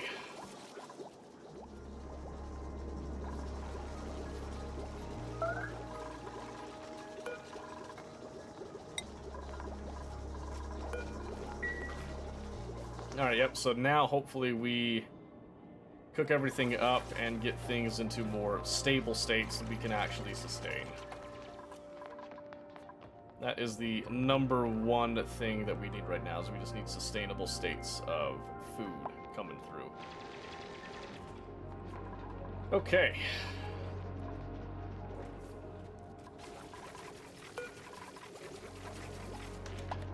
Is he really not going to... He's not going to cook? Why isn't he cooking? I need him to do it. Yeah, we did find some muck root. That's good. There's a little bit of meal ice. And again, the only thing we're doing with meal ice when we're pickling it is just adding to its shelf life. Not exactly increasing the calorie value, which means I should probably just... Hold on. Let's forget about the meal ice, since it's just... We're eating it up too fast anyway. It's only the meat that we need to grill, because that will actually speed up things. Just eating meal ice. Let's see, consumables. Let's turn off raw meat. I only want them to eat the grilled meat.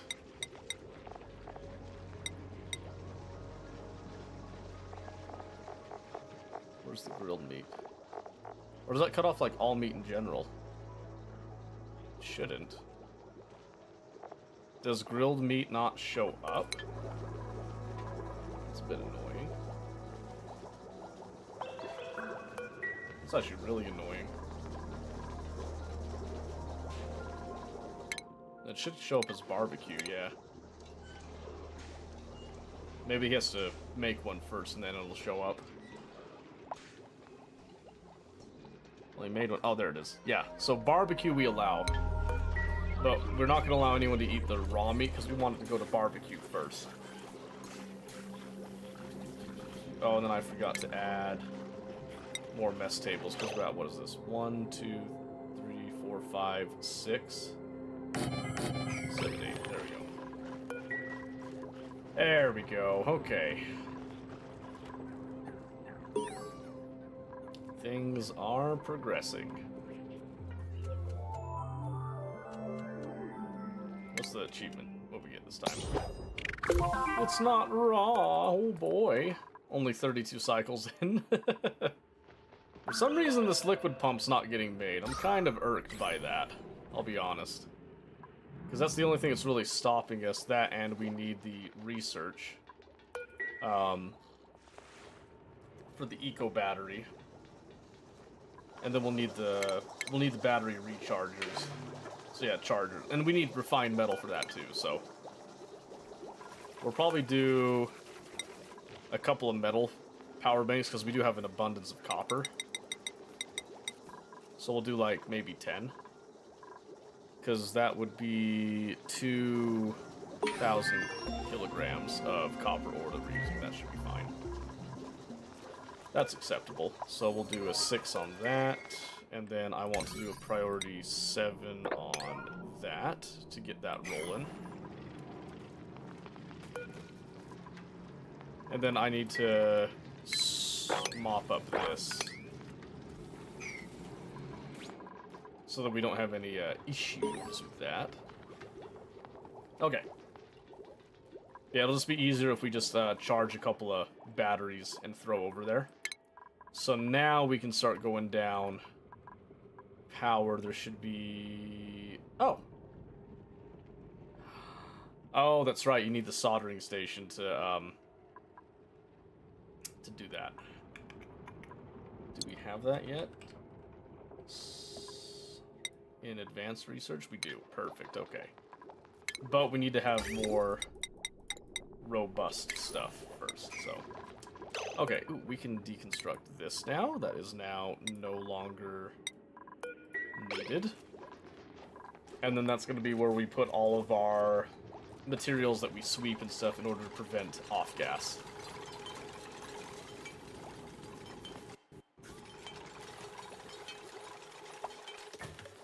Okay, and then we'll come over here and do the automatic dispensers. This fun little trick is really fun. I like it. Alright, so we already have the eco power banks. We're not quite ready to do the crash plan with the data analysis just yet. We need to have a couple more things going on before we really get down into that. Something that can help is these robotic tools a little bit. A marine drill. Ooh, we'll build up water vents to sort of flow gases. Oh, that's right. I forgot about that. Robo pilot module was something else we got as well. Robo miner. Okay, we've been holding off on this a bit. We're just about ready to go down automation. So we're going to start researching the automation bits in preparation for when we have more power systems up and rolling. Okay, so now we have a pump. We've got a battery discharger over there we can use, and we have all this here. Now, we want to basically hook this up and start pulling gases out of here. So, slowing this down a little bit just to explain what's going to happen here. We're going to have a lot of mixed gases right now. And what we're going to do with these mixed gases is we're going to pull them out first, and we're going to turn this place over here into a vacuum. So you can see over here we've got... there's polluted oxygen, there's a little bit of oxygen, there's some carbon dioxide in here. I want to clean out this whole place and turn it into a vacuum, just like I said before, as much as I can. I think the slime lung and all this stuff should not be off-gassing anything. So what's going to probably happen is this isn't going to all condense down into these tanks cleanly, so we're going to start to head towards the surface to actually vent out some of these gases. Especially carbon dioxide. We're not going to be doing anything with carbon dioxide for a while. The polluted oxygen, we can use the polluted oxygen, is the big thing. Even though it's going to have a lot of this slime lung. We do want to filter it and stuff, but if we put it into these gas reservoirs, we should be totally fine. So then we just completed all that research. That is awesome. Another achievement. So we just hatched our first critter morph. So we can see, where is it? There's a hatchling. I think it was just a regular hatchling that just matured. Ironic enough. Let's see. Yeah, they're not doing this for some reason. I don't really understand why. Let me do some of that. Maybe there's something going on with it. And we'll see what's happening on that planet in a bit. But we are indeed back down to 0 calories over here. So we are walking a very, very fine line right now. It kind of comes and goes a little bit. We are hoping to reach a state of equilibrium, I hope, soon. And we are catching a little bit of extra food down here from this process, which is really good. The problem is that we're all the way down here in this carbon dioxide with no oxygen, and so dupes quite often have to come up here to catch their breath. Which kind of sucks. More or less. More or less it sucks. But they should be good for a little bit longer there. I don't know why they don't want to build those.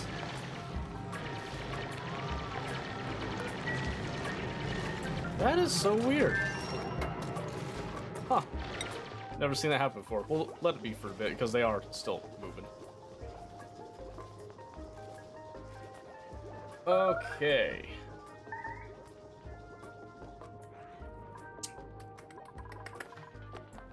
Alright, let's see. We need to start thinking about how we're going to be making things a little bit more sustainable here. So we have plenty of coal, so what I want to do now that we're getting automation stuff, I want to put down the skeleton here. So we're going to have... I just realized I need to do this. We're going to get down some coal generators, which each of these are capable of outputting 600 watts. So I'm going to do like 1, 2, it's 1200 watts, 1800 watts. Let's start with that, and then I want to do a smart battery down here, eventually. And then we're gonna do some shipping stuff that's gonna help with this quite a bit. Especially with getting these guys moved around. So in fact, I want to get a storage bin right there, because that'll help with just keeping things organized a little bit. And we might have to do a little bit of brute force refinery, unfortunately. I don't want to do it, but... our hand might be forced a little bit. So what I want to do up here is I want to do sweep only, all standard.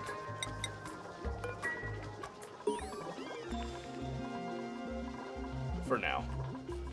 Although we could just do...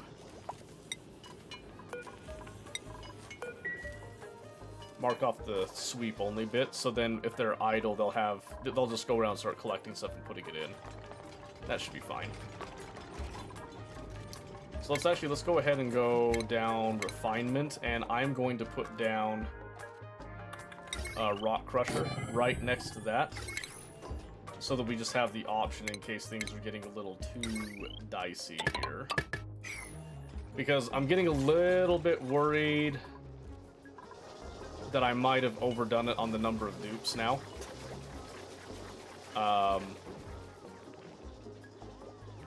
Just looking at our food states at this time.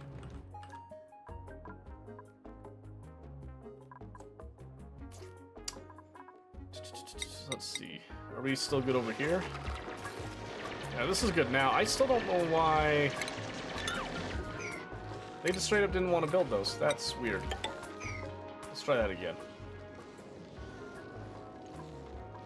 Oil res, oil res. Those require some water to go through them, so we will want a more constant supply of water for those particular pieces. Still don't want to build those two. That is... I've never seen that before. That's bizarre. That's okay, though.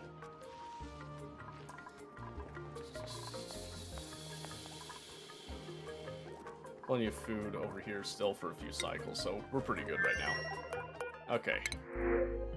Alright, we're probably going to be grabbing the food here. Digging and decorating, digging and supplying, electrical engineering booster. Yeah, we're going to go for the pemmican. That might push our food just over the edge and give us enough time here. And then here, I want to just do coal. Coal is the only thing that goes into that box. And then I'm going to need refined metal for the radiant pipes over here. So, what I might do is an insulated pipe over here.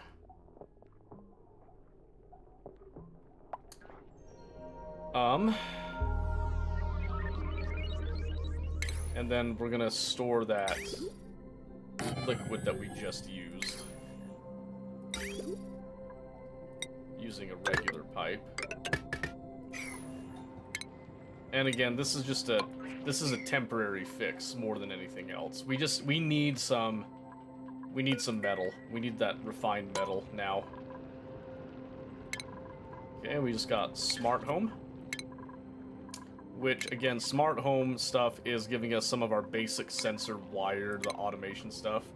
Automation wire, bridges, signal switches, motion sensors, thermo sensors, and the like are all coming in as a package. But we really need to get this power situation fixed, so... I was also looking around, let's see, power transformer. I wanted to bring one here. And then I was going to do a heavy watt plate there.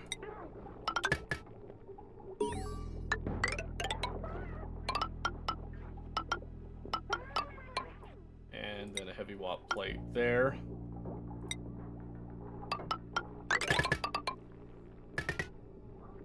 Like that, but I am going to snip right there. Because I don't want this to actually power anything just yet. And then we're gonna have this join going across. Not right there. So the power is gonna be a little bit wacky for a bit, unfortunately. But then looking over here, this does have like a slight potential load over the top, but this will now allow it to have the coal generators supply enough power through that transformer to actually constantly run all this once we get our stuff set up here. But I need to have that refined metal so that we can actually control it all. That's the biggest thing now, is we want to control the power and not waste that coal if we can help it. So now this whole system's coming together. Generic sensors have just been complete, which is super nice. Because this now gives us the weight plate, gives us gas element, liquid element sensors, NOT gate, cycle sensor, timer sensor, light sensor, and then a star map location sensor. That's not super important yet. And then we'll get our and, or, buffer, and filter gates with the advanced automation. And then we'll be content beyond that. And it looks like we do have a little bit of refined metal. I'm not sure where we got it from, but I'm grateful. Ah, lead. Right. We don't want to use lead for this. We have other uses for lead. Plus, lead's kind of a soft metal. So this is just going to await a little bit of coolant, but I am going to go ahead and we are going to set copper ore. And I'm going to set up... I want to get 1,000 kilograms of that, and then I'm going to also set up for 500 kilograms of gold amalgam. Now, the tricky bit is just allowing this to get some power. And we're going to do that by using metal power banks. We'll set that to a priority of 6, so hopefully somebody delivers that in the near future. And right now we have enough food for this current cycle, and then maybe the next one in the main area, which is exciting. And now over here, they're digging deeper into the chill biome now, which is really good. We're still not ready to really construct a whole lot of stuff over here just yet.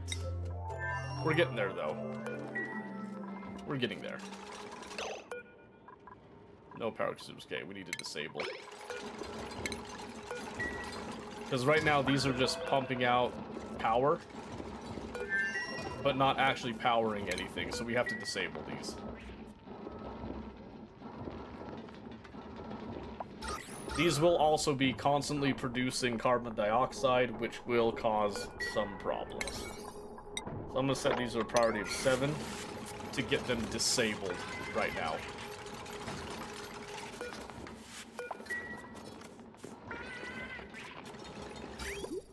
Let's see, and then do we get that? What's happening? Oh my gosh, I forgot. This thing has, like, no power. This is like a little tiny... It's a compact discharger. I'm so stupid. We need the bigger discharger. Yeah, this is just gonna send, like, a trickle of water down. That's not nearly enough. Okay, I need a real discharger. Where's that again? Yeah, a large discharger is what I actually need. So we'll wait for the automation to be done. That really sucks, but... Alright, we're gonna deconstruct that, then. So we're still a little bit of ways from our refined metal dreams, it looks like. That's okay. Because, yeah, this is gonna need a lot more coolant. It needs 400 kilograms of coolant in order to actually do anything.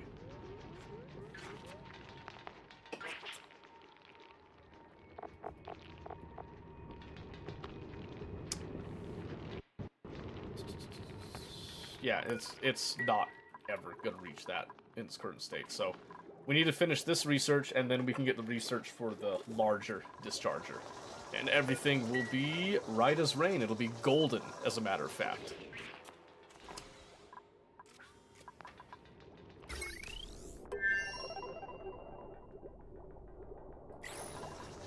Okay, we're having a little bit of a problem with power generation, so we're gonna kind of do something a little bit nasty for a bit. We're gonna actually do this. And we can leave both of these jumbo batteries up, I think. That's totally fine. Alright, now we can research back in power the low resistance conductors that we need for this stuff. Suffocating. Oh my gosh, Kai, come on. Man, he is so slow. I cannot believe how slow he is. That's concerning. Very concerning for him to be that slow. That's okay. Okay, so now we get the real discharger, then we can actually fill this up with some coolant. And start working on our refined metal dreams. And hopefully the food lasts long enough for us to see that that happens. Okay. Once we have refined metal going a little bit more reliably here, we also need to look over here at our gases again. Okay, we got this down to grams now, which is really good. This is really good. We still have plenty of space in the tanks here, so we're probably going to be able to turn this into a vacuum if we can just keep things powered, is the biggest thing right now. Everything just needs power. And we're having multiple dupes jump in order to help generate power that's needed.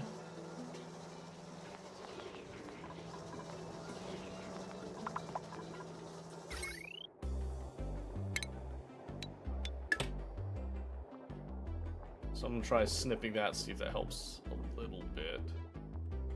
I know that vent right there is definitely eating up some of the power. So we're gonna get a battery charge here on this end, then there's a battery over here that kind of acts as a backup for this, but also specific to this bit.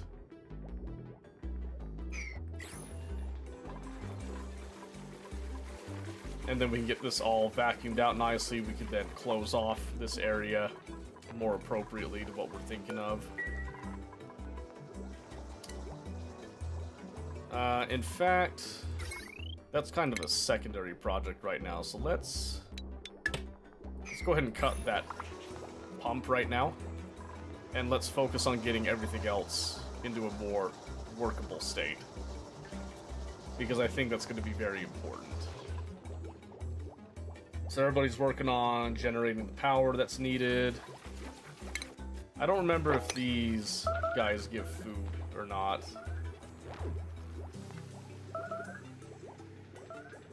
They might, let's see. He's just out of reach. Can't believe that. There we go. No, we just get rid of them. That's okay, they're a little bit annoying anyway.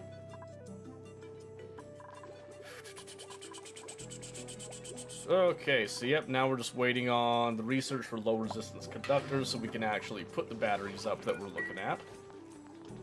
And then we'll be super good. And I do realize this is a pretty significant slow burn going on right now, and I also just realized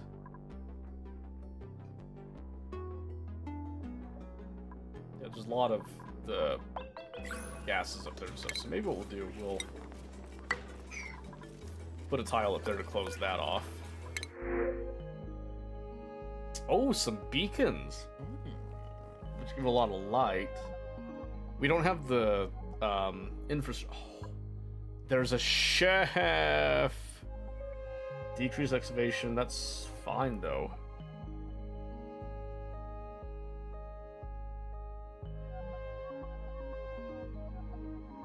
We already have so many dupes right now. I'm gonna take the risk, and I'm gonna send Catalina to the other planet, actually. So I want Catalina going in here to go and get some experience, since we have a temporary chef right now. I don't want them to waste time here eating food. So they're just gonna run over here. And we'll give them some stuff there. Okay, so we do have a lot of dupes right now. 11 in total. Alright, Catalina is now on site. And will unfortunately spend the night there, that's okay. They'll get it sorted out.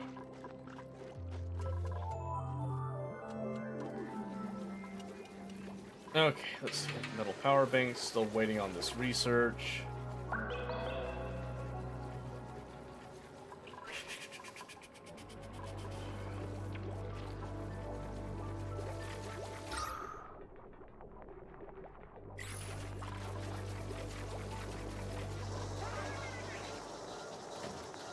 Definitely need to employ a little bit better airflow for stuff, I think.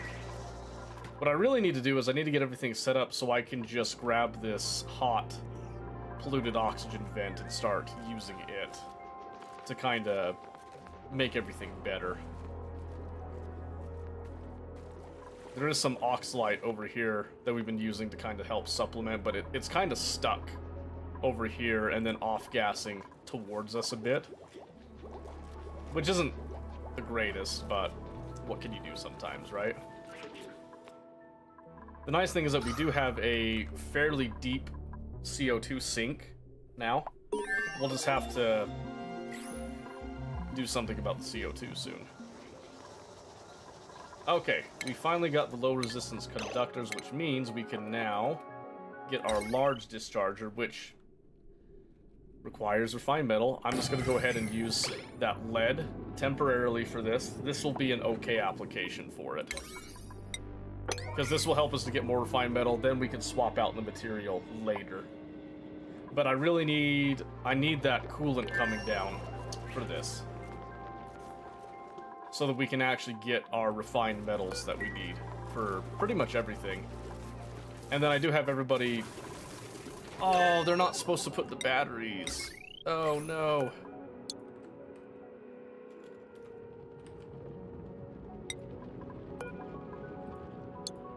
I forgot about that. Well, so much for that, I guess. Alright.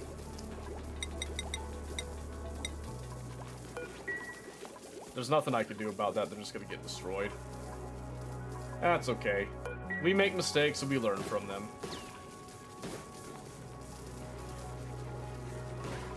We learn from them, that's okay. We'll get the eco ones that'll be like completely renewable and all that later. They'll be, not renewable, rechargeable, excuse me. There it is, there's the scalding. Oh my gosh.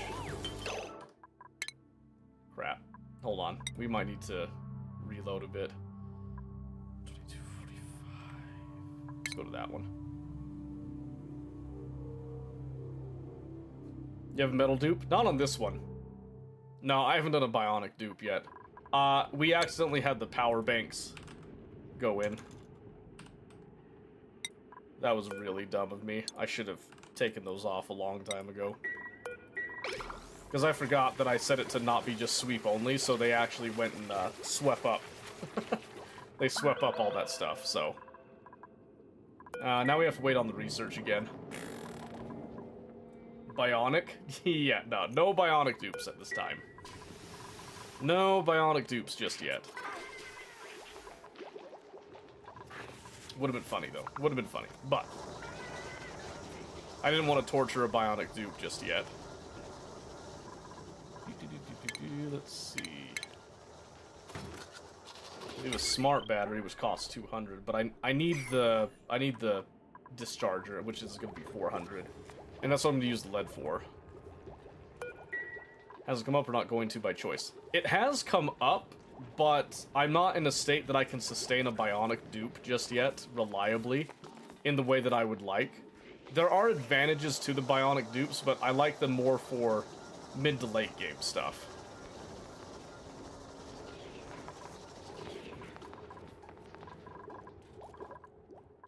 Come on, where's that research? Hooray. Hooray. Blossom seeds, huh? Yeah, once we get power going, I'm gonna try to swap over to hydroponic stuff. Ideally. Alright, there's our large discharger, so we're gonna use up some of that lead in order to make this large discharger, which isn't my favorite material for this, but that's okay. I have done a start that I did nothing but bionic dupes. It did work out pretty well, to be honest with you. I just don't want to deal with the hassle of it right now. Because it's its own different type of pain that you kind of have to deal with. That's a little bit different from the usual, you know, dupe madness that you end up dealing with this stuff. 4. There's some chlorine there. I'm just gonna let it go. Because right now we're just kind of stripping out this area to give us more space for a sink, but also trying to get some more resources here. Probably a bit more set than normal. Yeah, and if you're starting with bionic dupes, it's easier to get that setup going, ironically. When you have just the regular dupes, you don't really have that drive because you have to manage the food and stuff. When you have the bionic dupes, you don't have to manage food, you just are managing power because they don't really eat anything. They just have power. And since right now we're trying to manage the food stuff, we don't want to be managing bionic dupes on their power trips too. But we do like bionic dupes for certain applications are fantastic. So we will look for them later, just not yet. And now having 3 dupes over here, I am feeling like we should expand just a bit more. Like that. While we're not looking. Okay, we are so close to having refined metal, and then we can start actually setting up real power and actual automatic systems, which will be nice. I just noticed Tia's been, like, on that map for a really long time.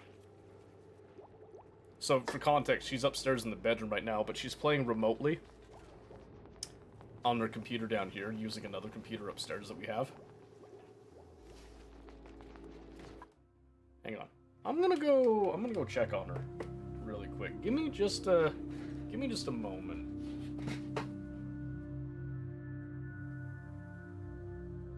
I'll take my phone up just in case, actually.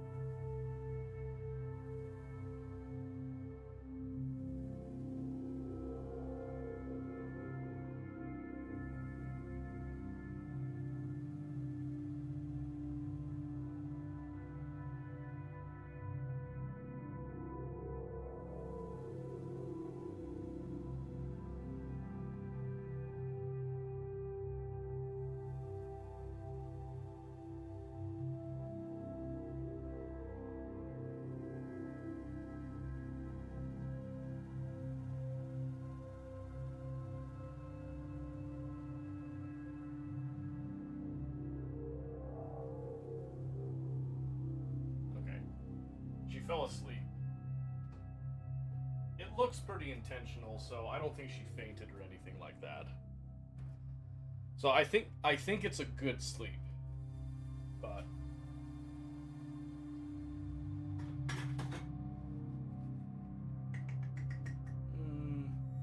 hold on. Let me check. Let me check one more thing. Let me check one more thing. I didn't get a close look.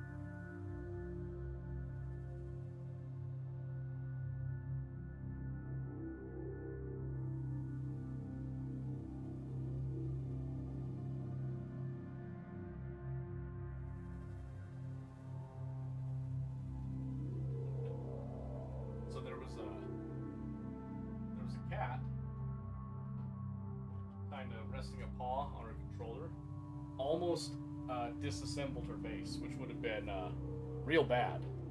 Just saying. So I was moving the controller. She woke up a bit. She decided she'll get a little bit more ready for bed than actually fall asleep. So I will be also going up in just a bit because I was going to do like the full length today. I'm tired. I'm so tired.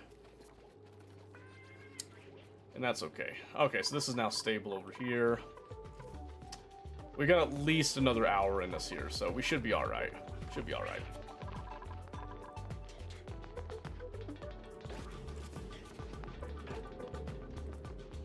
Let's check a couple things. There we go. Okay, we're good.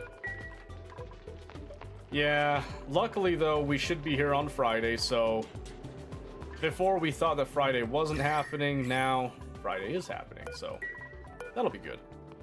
Oh my word, there's liquid again.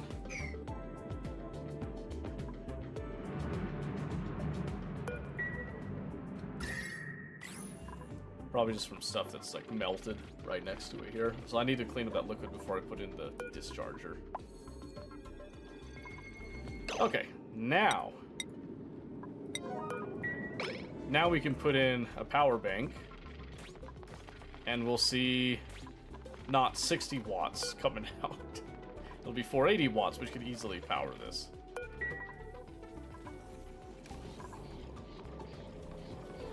There we go. Like, that's the wrong button. Much better. Now we've got some real coolant starting to come through.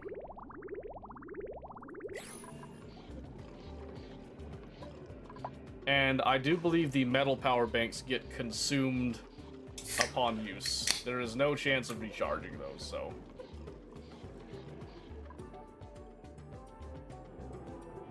Okay. So yeah, we'll finish off with the auction not included tonight. Next week, I would like to try Frostpunk 2 with you guys, if you wouldn't mind. I think Frostpunk 2 would be really fun because it has a really cool Twitch integration. But that I am stoked to try. Alright, so now we should see coolant come through. I don't know if this will do mixed coolant at a time or if it's going to pick just one or the other. That'll be interesting to see. Yeah, that's pretty much what I assumed, so. I think this will just pick the individual liquid that meets the criteria, so. Oxygen's gonna be another problem here for a bit.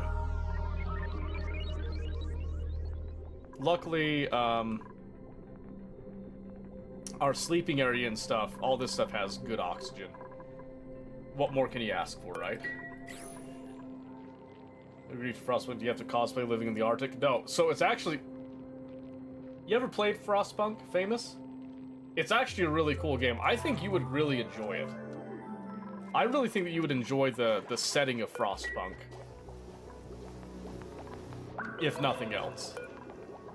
Let's go ahead and open that up a little bit.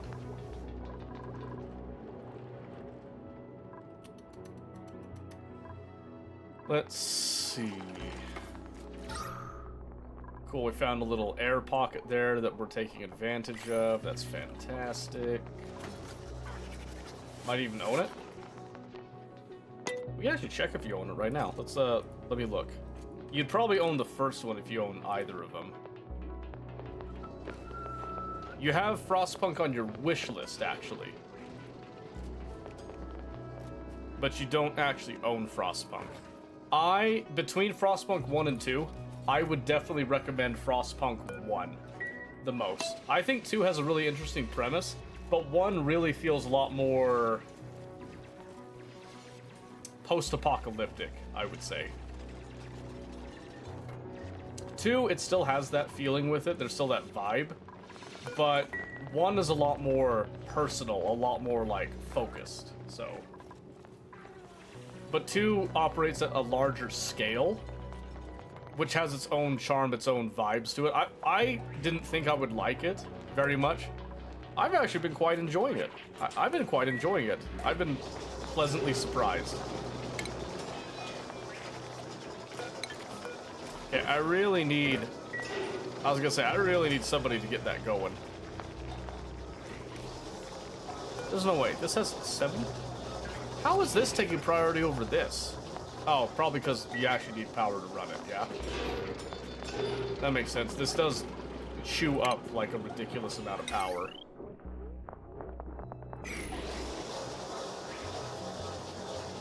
That is true. Yes, this might be interesting. Alright, but as long as we've got enough power pumping through that coolant. The other thing is that I'm having it come through the base as insulated because I don't want to cool things down too much right now. I need to regulate the cooling. Is going to be something that we do here, so.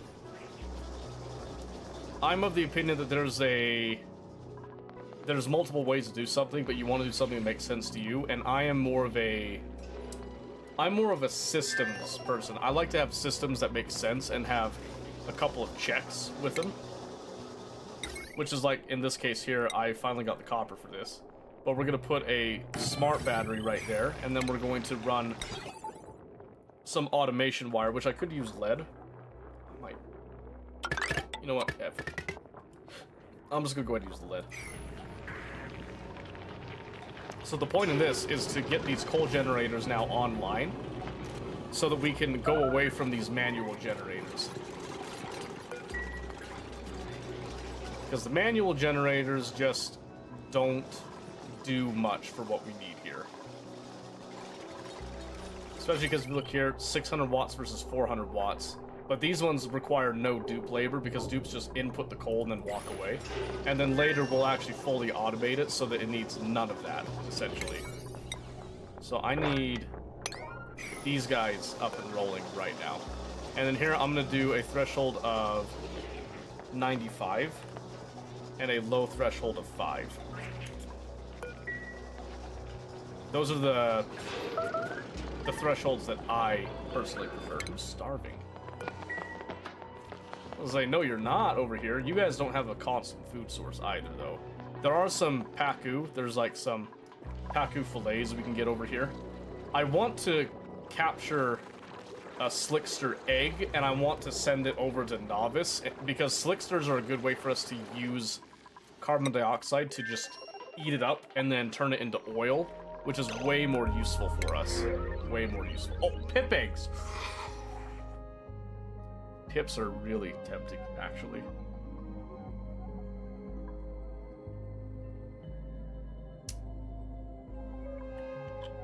I do like nails, ranching, doctoring, tidying, supplying, operating with a grilling skill. Dang, I should have waited on you. I'll get the pip eggs.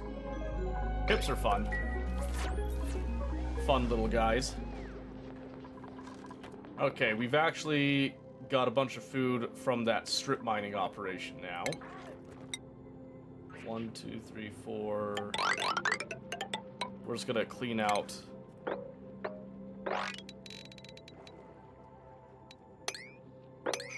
the rest of those.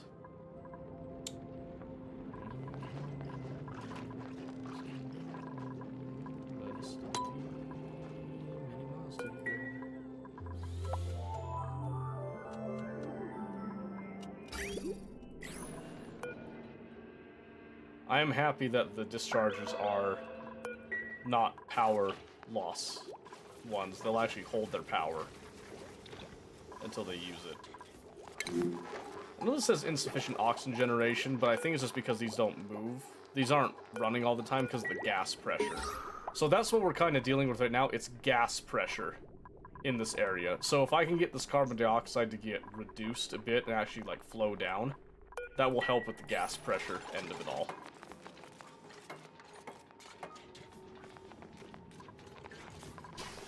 And once we have coal generators up and going, which we can now, we can actually now enable these buildings.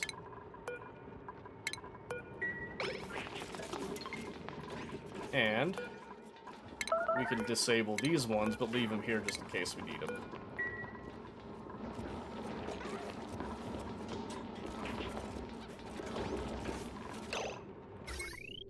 And then it's just a matter of Restoring the power. As we can see, we have life. Yes, yeah, you can pump it out. Right now the problem is that the surface is all the way up here, right? So I could either do that, or I could try to find this right here. This is what I was looking for, actually.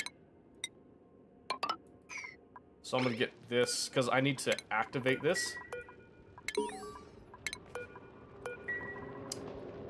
Because this allows me to grab a Slickster egg from over here. So when we look at Slicksters in the database, what you'll see here is that these guys actually consume carbon dioxide. You'll take every 20 kilograms of carbon dioxide that you give them, and you'll get 10 kilograms of crude oil.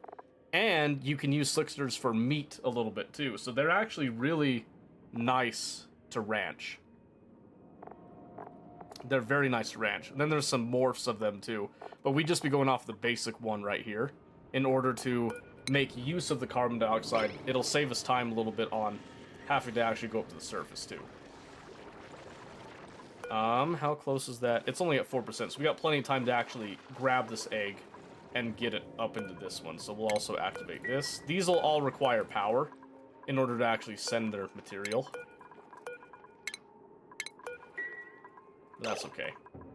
Alright, so... Oh, we need a field researcher. Okay. That requires 2 levels in researching, unfortunately. So who's our main research person? You. Okay, it's Pei. So Pei needs field research anyway, so we're going to go ahead and give Pei that one. Which means that we need to send Pei over here temporarily to activate these. Do we have our input found over here? They kind of go in really odd place. Oh my goodness, it's all the way over here. Okay, so we'll have to...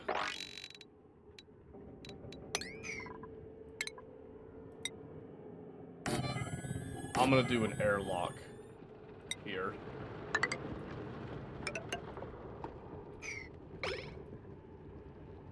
In order to try to maintain our oxygen levels. But yes, you can vent out the CO2, and I frequently will do that, actually. I do frequently do that one. But in this case, we're not gonna do that. So I think for now, let's send Pei. Oh, it's still recharging. Okay, I gotta wait on that. Anyway. So we're gonna send Pei over to activate the stuff on the other planet. And then return. But in the meantime, we'll get all this stuff going.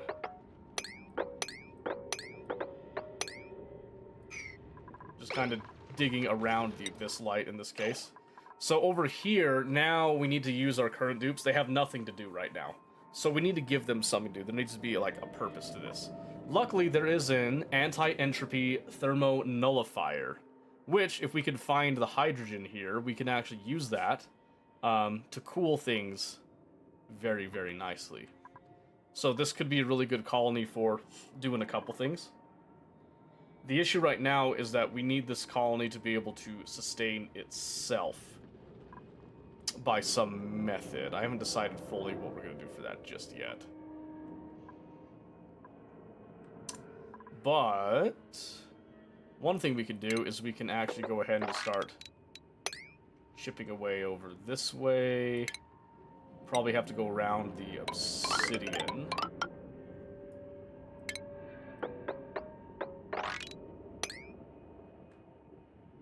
Like this. Because we just don't have any dedicated digging experts for this. But this should at least let us see more of what's over here. I just need to figure out where the hydrogen is on this planet, because I know it's here. I just don't know where it is. And then we've got coal right now as a power source. I want to have the natural gas as the main power source, though. So that's what we're kind of working towards right now. And we're going to actually put that all down here where we've got all this, where we're going to also put down our ranch for Slicksters. Speaking of that, let's go ahead and set up the room for that. So remember, a stable needs a maximum size of 96 to make full use of it. So we need to kind of map out 96 tiles, right? So if we come up like this, that's 100 tiles, right? That's 95.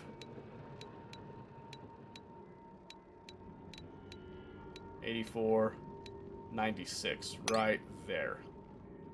Alright, the reason that I want to make sure we've got it like this, I'll explain in a bit. We're going to go like this, then come all the way down. Just making sure here. Because essentially we're going to turn the ranch into a dual-purpose tank as well. I just realized I probably want to come down a little bit more like this. So go to the top of that instead.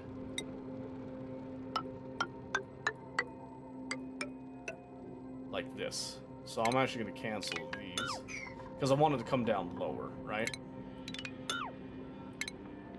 So then we'll just kind of map out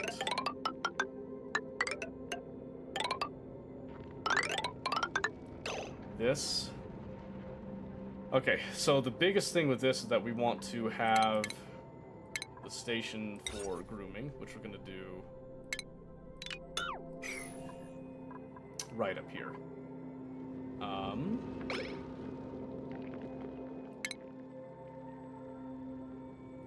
And we'll also do doors at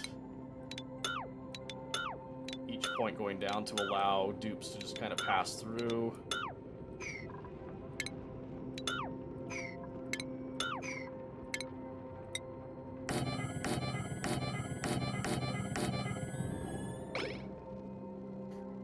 And keep in mind, this is just kind of one of many ways to do this that I'm going to be demonstrating here. But essentially, we want to have 96 tiles of space, and we're going to have some tiles in order to actually put the Slicksters and keep them nearby. And then those are going to be mesh tiles, specifically. So these ones right here. So we're going to have to offset the mesh tiles that we put in somewhere else. It's usually going to be down here on the bottom. So that's going to look something like this. For example, go 1, 2, 3. Because we want this all to connect as one room, so then we'd have to go 1, 2, 3, basically. Which we could do as a pump. Which would come down here like 4, right?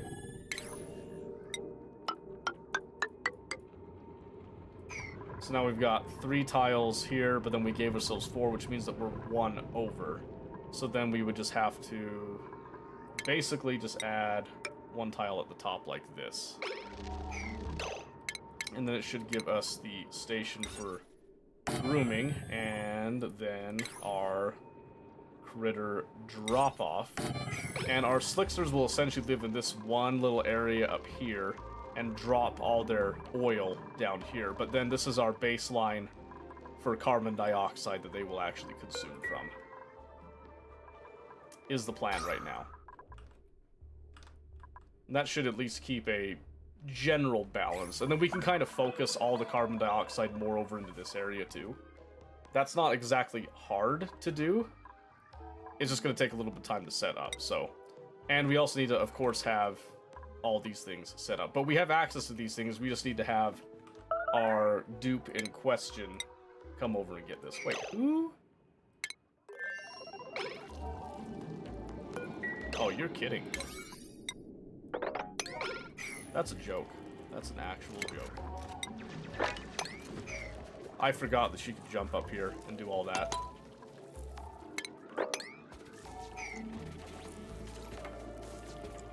Wow, that sucks. She's got enough oxygen, she'll be fine to actually go through all this right now.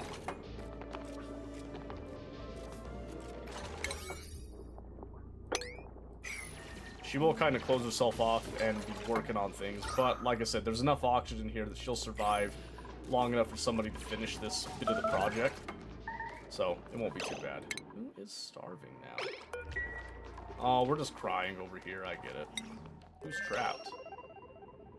Is it just saying, hey?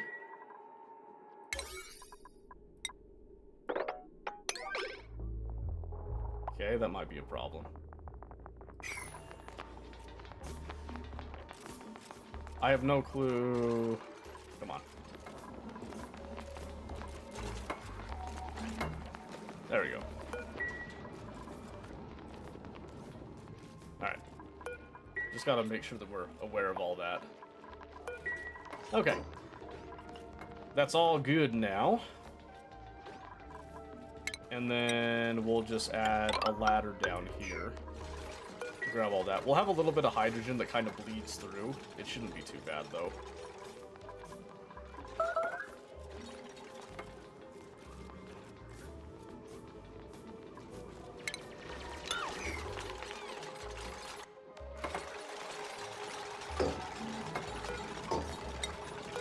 We'll allow these lower doors to just stay open because it shouldn't affect, it should not affect our slicksters.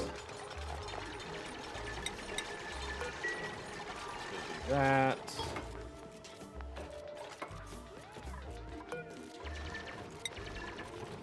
Again, defaulting most of these to open, except for up where the slickers themselves will actually live.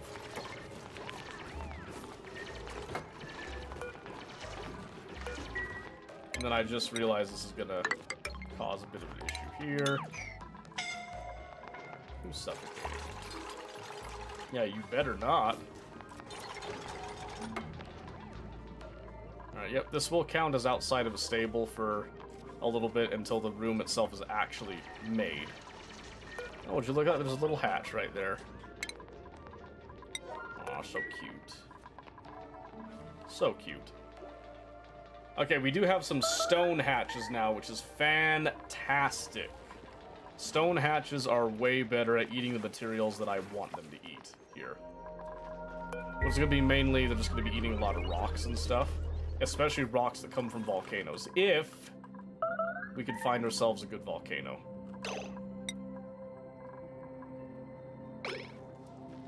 Alright, we're getting just false alarms over there. Food is going to start to get critical, though. I am aware of that. Just across the board in general. So we just need to be a little bit careful. This is still classified as a miscellaneous room at this time. It's all well and good.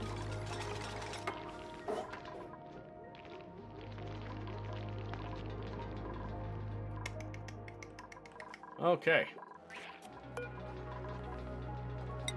And I do want to... I'm pretty much wanting to turn all of my gold amalgam into gold. But we are now going to have that problem. Right. So we're just going to extend the problem a little bit.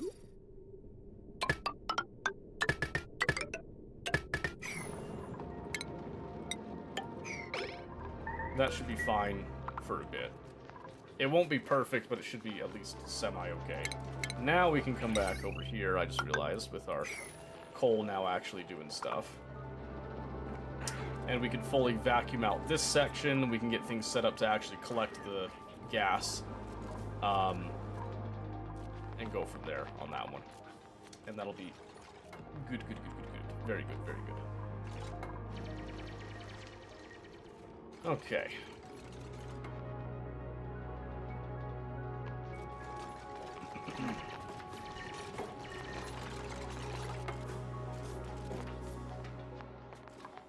Alright, so now...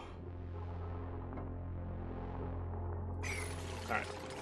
We'll have a little bit of this hydrogen gas is going to bleed through a bit. That is totally fine. That won't be super detrimental in this case for us. In fact, it'll probably be quite nice, as a matter of fact. Alright, it says we got some idleness again. Just a little bit, though. Yeah, I need to see what all's over there. And then I would like to get primed over here to get in there and actually grab that Slickster egg, if possible. We could also ranch some Slicksters here. Oh, because I just realized there's a decided lack of algae over here. Whoops. We might be running out of, I might be losing these dupes. That's awkward. That was the one thing I wasn't paying attention to, was the oxygen over here. Crap.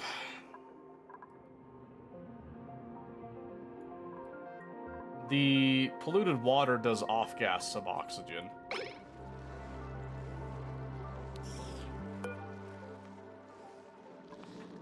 It's not doing a lot right now, unfortunately. That's kind of weird.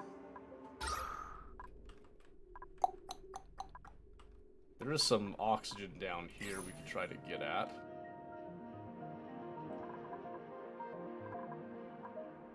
I was gonna say, did we just breathe it all, or did I accidentally have a leak out into space? I don't think I had a leak, because there's some liquid right there.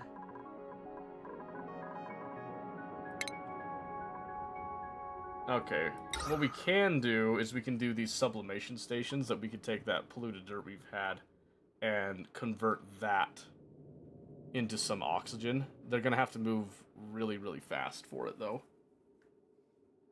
And it will require some power, so I think we go here, like 3 of them, and then we'll get ourselves a wheel and a jumbo battery. They're gonna have to move way fast on this.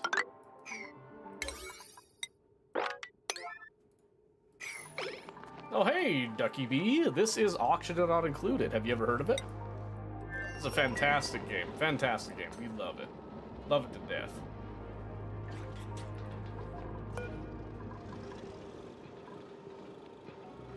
Okay, we got liquid flowing through that. I'm gonna be honest, gentlemen. This is kind of an emergency right here. So I'm gonna need that done stat. Looks like Quasimorph.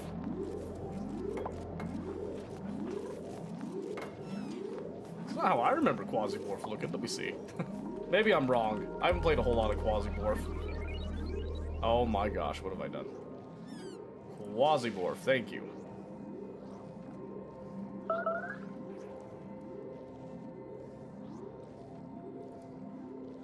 I mean, kinda, but not quite. Kind of, not quite. It's a colony management simulator. Are you serious? Get it done, now! Quickly! Your lives depend on it! Hurry! Top priority, chop chop! Oh well, they can work fast when they want to, isn't that nice?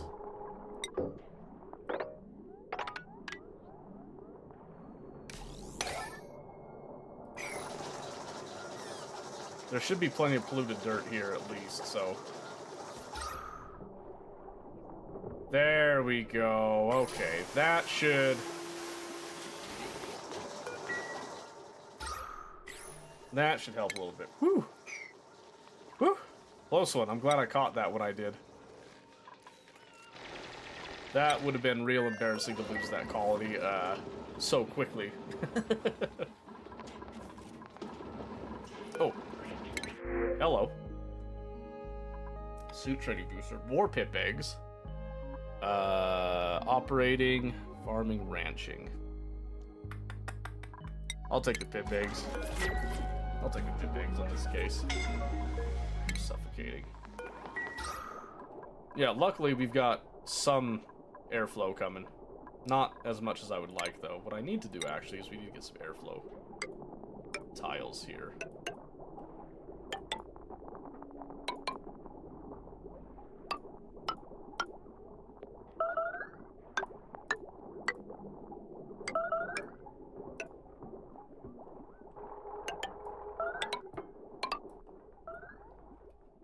Yeah, we just gotta let the air flow out of there, even though it's polluted air. We just need to let it go. Yeah, fan of Quasimorph, huh? I haven't played much Quasimorph. I'd like to one of these times. I just haven't really jumped into it myself yet. Reload all these players now. That's crazy. Drop frames.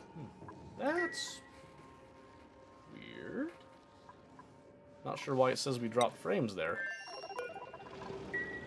Oh well, okay. Food is another issue over on that other quality, but we'll get to that in a bit.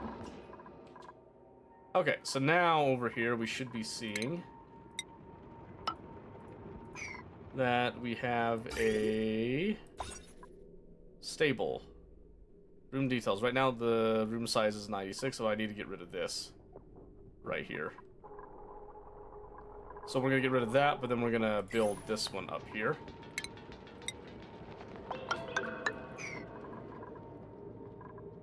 And it will all work out quite nicely. Then we're going to route that up there. And that down there.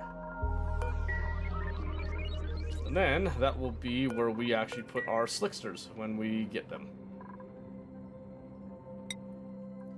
So speaking of that, I think once these guys are all stabled out here on their oxygen, which luckily right now it is stabilizing,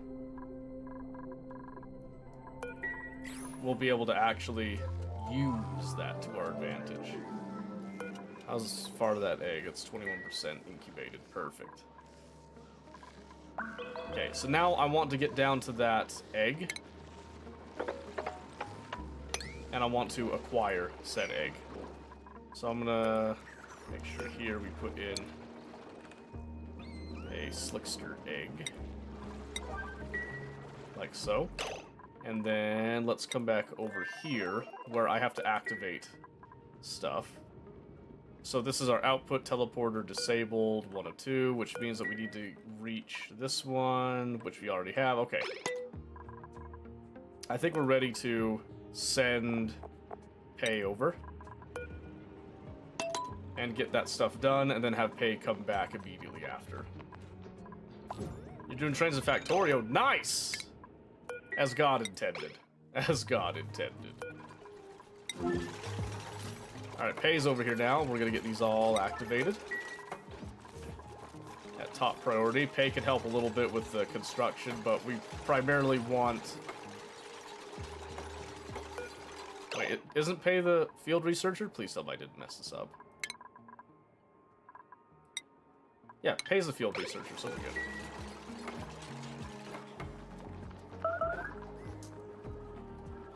There we go. So Pei will get that done. She'll spend a little bit of time helping him out, then I'll bring Pei back. And things will be sensational. Things will be beautiful. Okay, we just have to come over here and fix up all these things. We can cancel that build, and we can deconstruct those ladders a bit.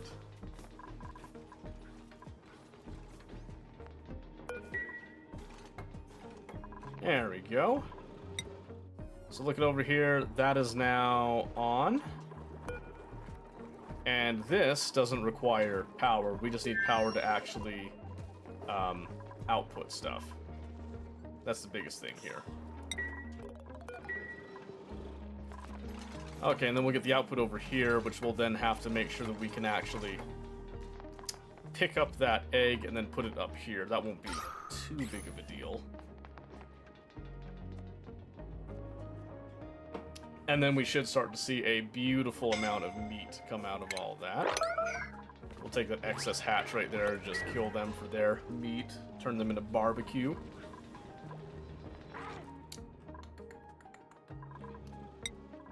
Alright, things are starting to look up a little bit. This colony is still going to suffer a little bit, I imagine. But that's okay because we can just eat the paku that are around. not the fries. They give no meat, really.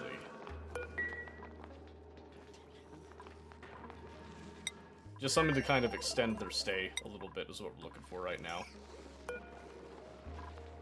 Oh, we're so close to activating this. Activation required, but I think we've already activated on this end. Yes. So if we can get things stable here, we might be able to actually send food over to the other colony. I probably should have waited to do that. So, just a heads up, we might be losing a couple of dupes here from overexpansion. Luckily, though, they're not real people, so we're fine. That's how we're going to see it. We are an AI that is just overseeing all this, after all. Oh, I forgot to activate this. Oops. Oops. No wonder we haven't been having anything fun over here.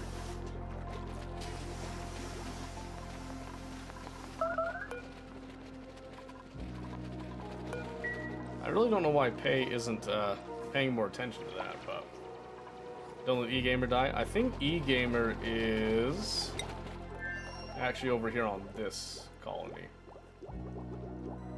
Yes. So they shouldn't die. This is the colony that's actually stable. For now. Like I said, we just need that Slickster to really get things popping. Oh my gosh, that's why we do the sweep only. I remember now. Okay. Because then they'll just go and do an infinite loop right there. Alright, so we'll just start...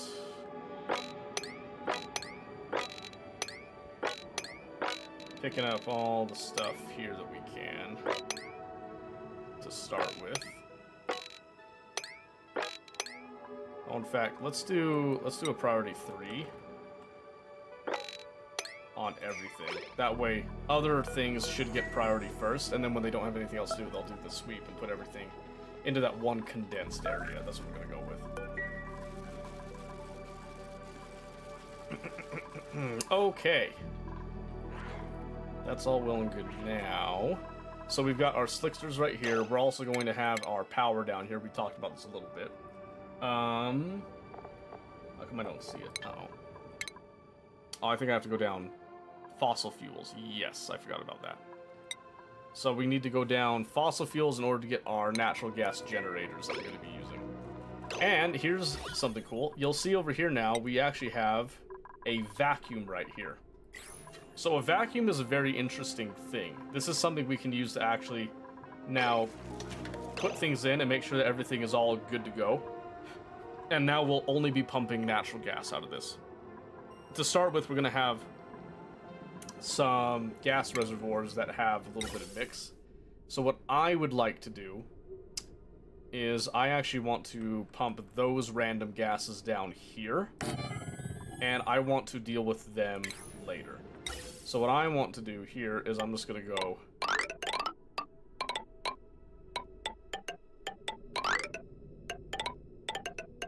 straight into this input.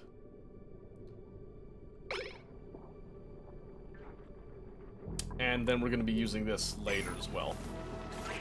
So we're going to do this in order to clean out these tanks. I want these tanks dedicated to storing natural gas. So we're going to have this as a storage and then this as a storage. But now we have some actual, you know, refined metal. We're going to come down here and we're going to...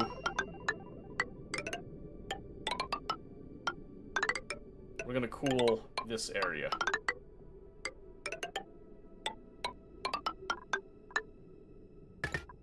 Like so. Okay? The reason that we want to do this is actually quite simple. We need to make sure that this gas doesn't come out too hot. Because if it does, we're going to have some problems. So we're going to have a thermosensor here that will actually check that we are within some more stable temperatures that won't affect the main base here. And in order to reflect this a little bit, we're actually going to do this and this, and then here, And we're going to add an insulated door that we're also going to allow ourselves to turn on and off. Now, unfortunately, by digging in a little bit, we did release a few more gases that we're going to have to now expel a little bit, and that's okay. This might affect our liquid lock a little bit here. I should have started with insulated stuff. Ooh, okay. Not too bad, not too bad. Not too bad at all, because we still have enough liquid there for the lock.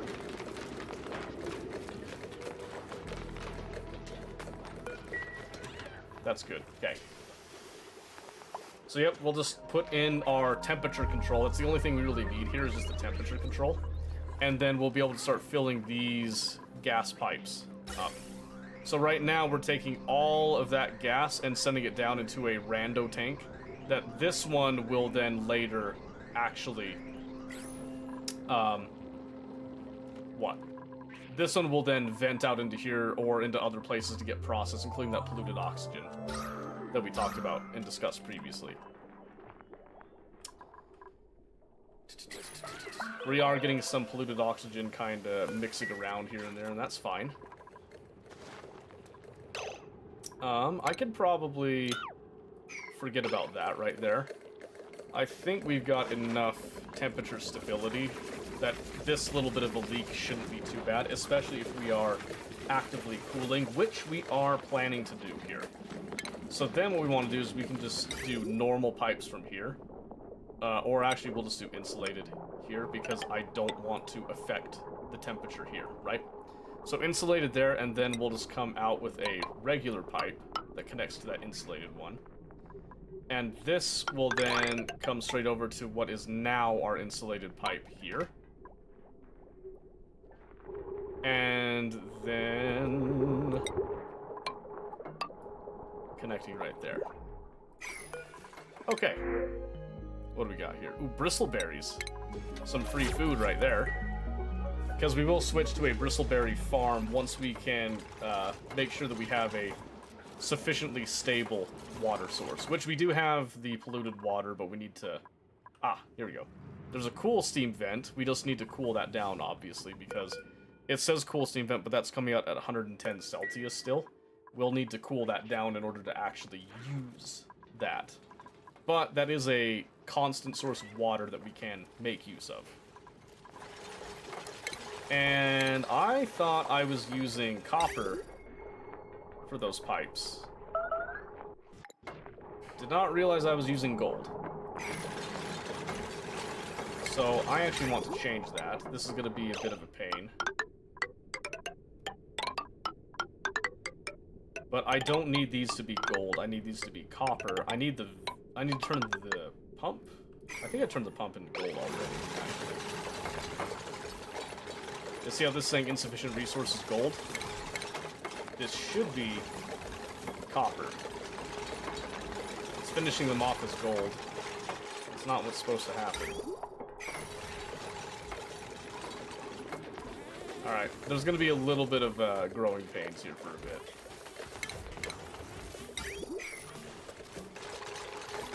Because gold is more valuable as a temperature resistor for other things.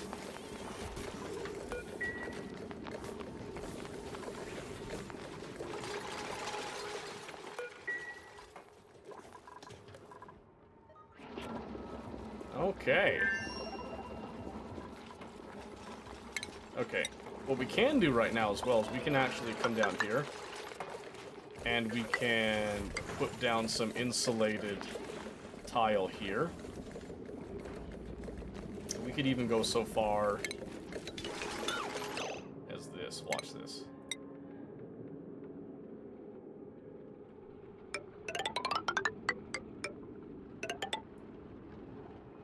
As that. So what's going to happen here is we're actually going to come down here. There's going to be some slime lung in the mix of this, unfortunately, but it'll be worth it. Because what we're going to do is we're essentially going to close off this with the abyssalite in an attempt to lock in the temperature here as much as possible. There's still some hot zone over here, That's okay, though, because what we want to do is we're just trying to keep this isolated from the main colony stuff. That is the main goal here. Okay, this is now all done. The next cycle, we're going to let Pei go ahead and sleep here, even though it kind of sucks. And we're going to then have Pei go back home. And Pei gets a sore back. That sucks, but it is what it is. Alright, so now Pei, go home. And let these guys do their thing. Also, I don't want you to eat their food, because they kind of need it. And then teleport. And she's back home. Okay, now we can add some power, because we already have some power here. Might as well just come over here. Like so. And then I'm just going to come over here and make sure that egg was selected. Yep. And then I want to...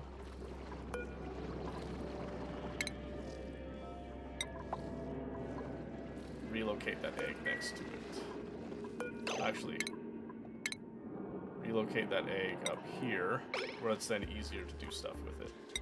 And then we should see the egg come over and sit over here, where we will then be able to wait for it to hatch, and then come up here and start the Slickster ranching stuff. Which will be fantastic.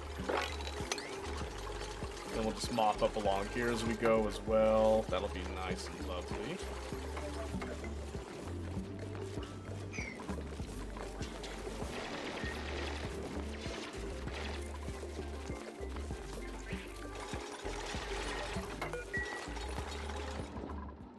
Okay, let's see. And we're still researching fossil fuels right now. So that's going to take a little bit of time, as always. But again, our whole goal with this is that we are trying to thermally insulate ourselves from the gas geyser, because as it produces more, it's going to just create more and more heat, essentially. Do I not have enough copper?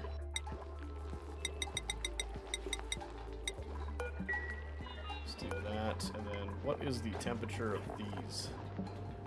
19.5? I'll be honest, they could probably go in for a second round. But that's okay. Alright, we got our fossil fuel stuff done, so now we've got the oil refinery, and then we've got our petroleum generator, and biggest thing is our natural gas generator. So these can actually put out 800 watts of power. They will produce polluted water, and they will produce carbon dioxide. And you can see over here there's a little kind of a spigot, so to speak, or like a corrugated hose. That's where the water itself is going to come out of, and then they have a vent that they can actually send the carbon dioxide to. So what we want to do is we want to set up here that will allow us to actually kind of scale a little bit and then store up all the polluted water and do something with that, which is usually going to be filtering it and then turning it into something useful. So we're going to do this and do 1, 2, 3 here. And I want to see, I'm going to pause for just a second. I need to see how big a power plant can be. It can be 120 tiles. So, if I were to look at this right now, this would be kind of close, but then we have to subtract some of the other stuff we have. So let's say that we did this, like so, okay? And then we're going to put down mesh tiles. Pretty much we're just going to do mesh tiles under all these, because we want to allow stuff to flow through, of course. And then we're going to do a little space, little gap right here.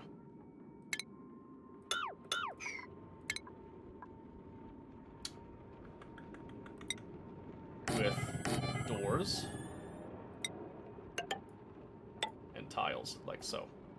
And then we'll do the same thing here with another door. And then we'll do mesh tiles here all the way through. And we're going to see how big that gives us. It's uneven. There's a reason for it. You'll see. So yeah, we're going to go ahead and put these in What I need to see is I need to see how big this is, because we need a section that will then be for what makes a power plant a power plant. That is going to be the heavy-duty generator, 2 or more power buildings. Yep. So then we can use a power control station in order to actually, like, tune these.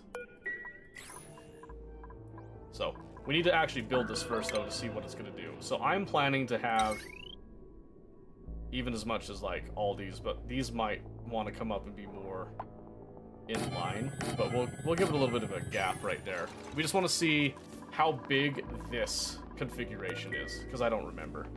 So we get a little bit of gap right there in order to join the rooms together. But what we're looking at right here is this is like 52 tiles, so a combined total of these, with adding the other 2 there, which is going to be like 52 times 3 is 150 something. So that's definitely going to be too big, right? Which means that we can go ahead and nix this, and then this, and this section, because we have this. So what I actually want to do is do this. I want to take these guys and put them more up tight. Deconstruct this.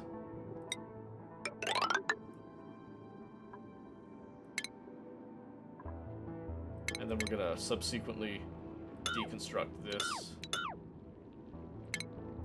and this, because we're gonna be changing this configuration a little bit. But yeah, Steel's going pretty good. How are you doing? How have you been? You doing alright tonight? I do love you as well, Murkai. I already know you're doing good, though. I don't have to ask you. I just know. You're just that kind of guy. Yep, so we'll just do this now. And again, these are ones we can just leave the doors open because that's not a huge deal. But now if we look at this, this is 39. So 39 times 2 is going to be 60, 78. So then if we added another 39 on that, it's 100. So that can actually be more feasible. That's more doable. So I'm going to go ahead and map that out.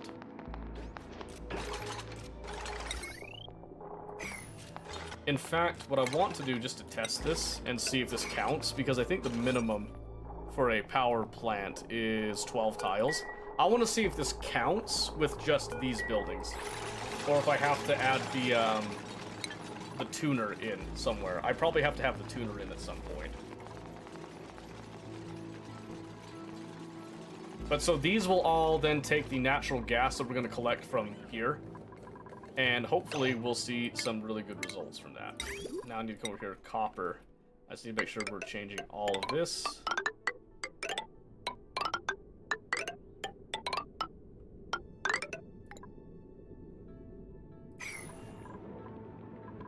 Yep. Because I'm using gold for other applications, I need to make sure these are all copper pipes. So it sucks, but we have to do that again. And it looks like we're still dealing with polluted oxygen here, which we should have had these cleaned out a while ago. I'm gonna do a quick sweep.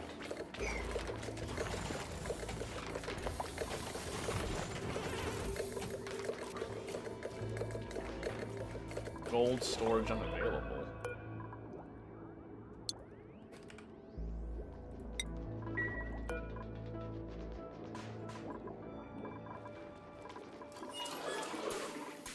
Weird. There we go.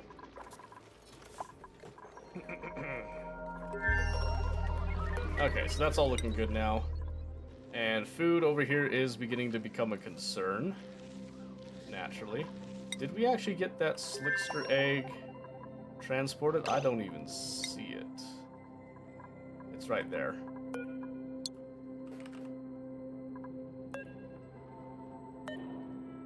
Let's see. Conveyor loader.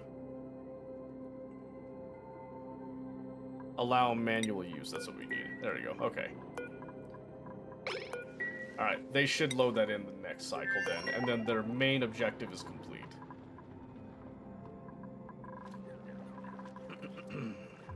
Okay.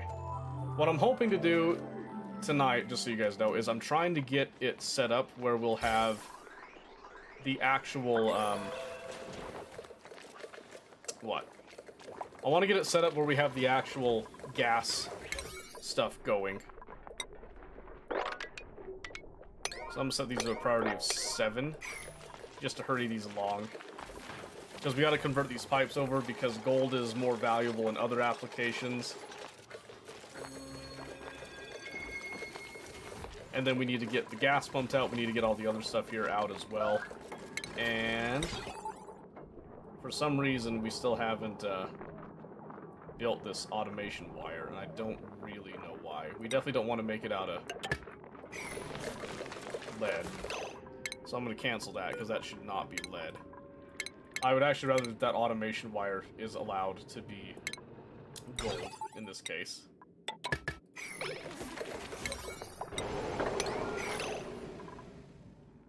Joshua died. What? How? Okay, well, unfortunately, there's a good chance I'm losing these dupes anyway, just for a variety of reasons. Sweet larva. We're not gonna risk any more dupes over here, unless we get maybe a bionic dupe in a bit. He starved to death, which is funny because it says that there is food that they could have easily eaten, but for some reason they just, starving food type not per- oh my gosh. You're kidding me.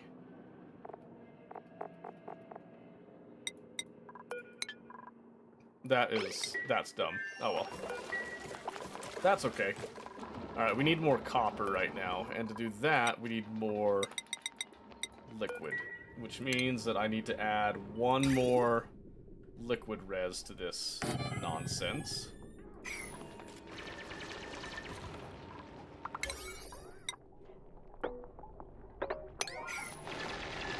It'll be okay, though. It'll be okay. Alright, it's probably fine if we just let the other colony die off. I know that sounds very cruel. But if we just focus on this colony, this is our main colony, and this is the one that will actually carry us through. We can pick up what the dupes did on that other colony later. I don't really have a heart, in this case. Because they did their job, they did their duty with it, basically. So now it's just letting it ride at this point. Okay, I think we can take the sandstone here with that insulated pipe. We can connect that up now, and this is all just going to get converted over. And so we can now snip this. So what we're going to see here already, so you can already see, like, watch the temperature difference here. This is why this is really important. Because now we're going to do these radiant pipes. You can see right there. So with the low atmosphere that we have right now, immediately we're already cooling this down, because liquid is just a great way to cool things down. So we're going to turn this area into a cooler area. And here I'm going to do above, because I just want to get the general gases out of here, and then we're going to set this to actually wait until we have things cool down even more. So there is going to be some liquids sitting in here for a bit, unfortunately. They won't be cycling through as much as I would like them to cycle through. But it should work out in the end, especially if I come down and I just start filling a tank. Is the plan.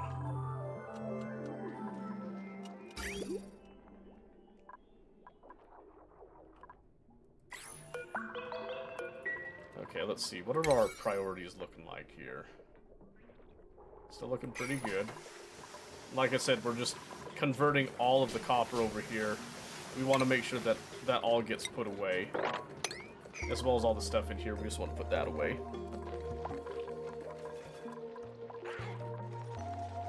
And it is a bit of a pain to get this set up this way, I do realize that, but it should be worth it in the end, is what I'm hoping for. And if I don't finish this tonight, because I do have to probably go soon, I will get this done and have it ready to go for next time, bare minimum.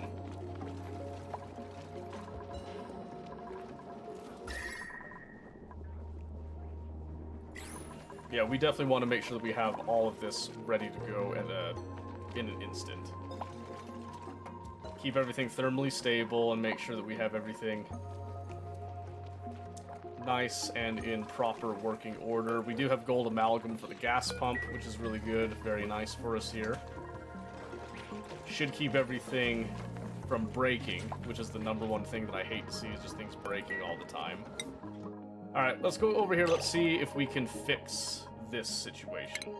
So when it comes to food, like I said, there is the bog buckets that can kind of extend their life a little bit here, but the bog buckets are extremely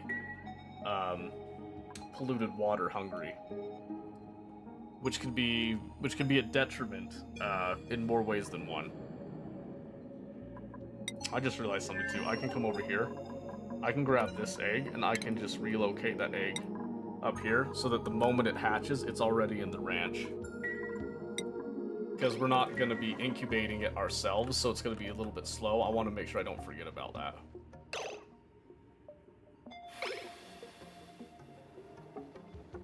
Okay, so there is some meat down there that they're not really doing anything with it right now, but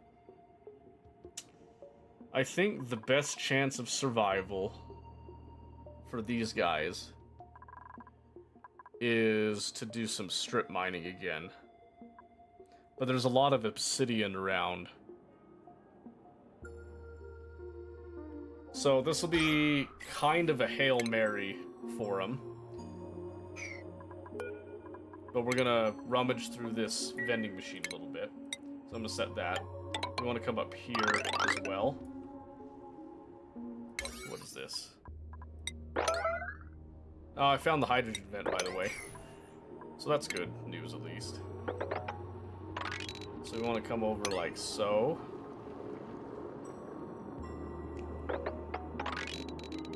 Dig out as much as we can. Oh, I think Joshua was the main digging expert, unfortunately. Yeah, this is gonna suck. Okay, well, for the sake of survival, I think we're gonna have to assign Catalina some digging there, and we'll give him some digging as well.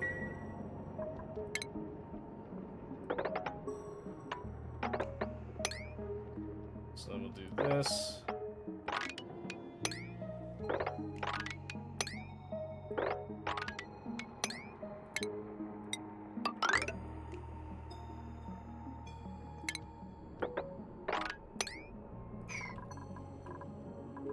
Like that. That gives them something to do. Hopefully they survive. If they don't, like I said, it's not the end of the world in my eyes. It's just kind of something that it would be nice, but if it doesn't happen, it doesn't happen.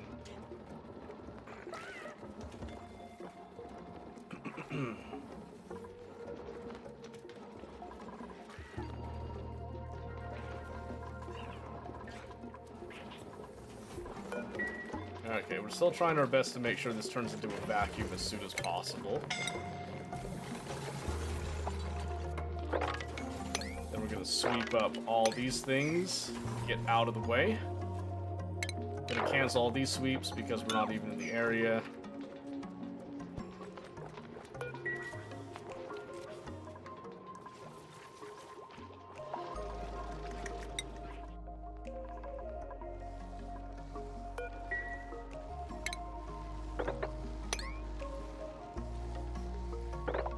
Yeah, and like I said, I know this is kind of it's a Hail Mary for this planetoid, but a Hail Mary it shall be. And this bit's stressed, probably because of all the water they've been having to go through, and that's okay.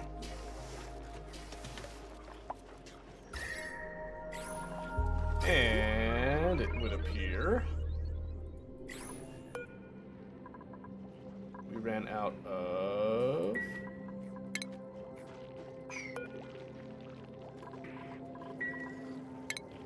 Well, we haven't run out of them. They just need to get some more power banks up there for a bit. I think we have enough to last for as much as we need, so that should be good. It is midnight right now.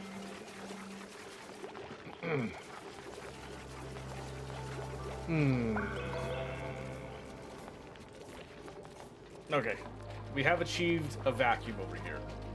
So now what I want to do is I want to come over to the ventilation. We're going to snip here for a bit, and then we're simply going to open up the floodgates a bit.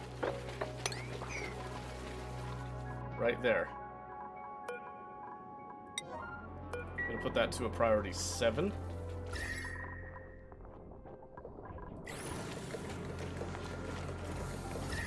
And now you can see here we're going to have a little bit of a temperature difference for a bit as it slowly comes back in, and we can even just go ahead and forget about those for now until we get some actual cooling going in.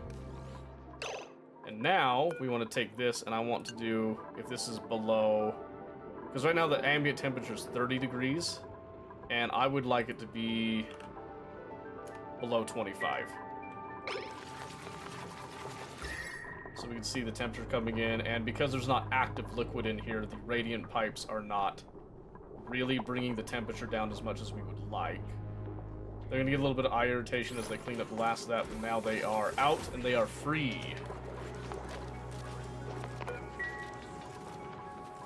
So this will now fill up with all of that gas. Liquid will start to come down. You can see here the temperature isn't where I want it to be just yet, but once I get the temperature to where I want it to be here, that's when I will then allow this stuff to pump out. And again, I would like it to be below 25. I should have done like insulated ventilation stuff as well, but I didn't. But we can see here, liquid is much better at transferring its temperature than gas is. So gas will take on the temperature pretty reasonably in the environment. So we'll see here, it'll start to drop pretty rapidly. And as long as it's below that 25, then this gas comes through, sitting at that, like, you know, 20-ish degrees is kind of the target we're looking at. Now it comes out and it sits at a thermally stable state, and doesn't heat up anything. In fact, it'll actually cool down things a little bit, even though gases won't really transfer their heat very well. And now we can store a good amount of this much more thermally nice liquid, we should say. And then we're going to be taking all these and we're going to actually put them into a tank in a bit. Okay, now we want to come over here, we want to look at this room. And the room size is 79 tiles. We can do a maximum of 120. So, if we did another 39 tiles, that's 118. So we could do one more down here and have, like, our full size. So, it's been a while since I've done this. Stations. That's not what I'm looking for. Okay, so what I want to look at right now is, when it comes to power, there should be a power control station. Oh, right there. Yes. Which will increase the power output of generators, but they require someone with a tune-up. But it wasn't there. So where's the... Is it under stations, or is it under refinement? Oh, it's right there, power control station. And you can see here, a power control station actually is quite massive. It's quite massive indeed. So this would have to sit more like here probably. And then you would do some mesh tiles underneath it.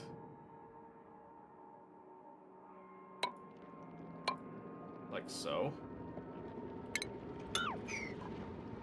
And then could we squeeze 2 more there? That's what we're kind of looking at right now. Because then we would have a ladder to allow traversal for all of this.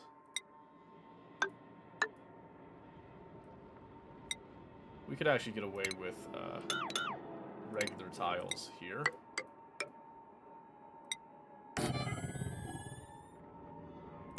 deconstructing this.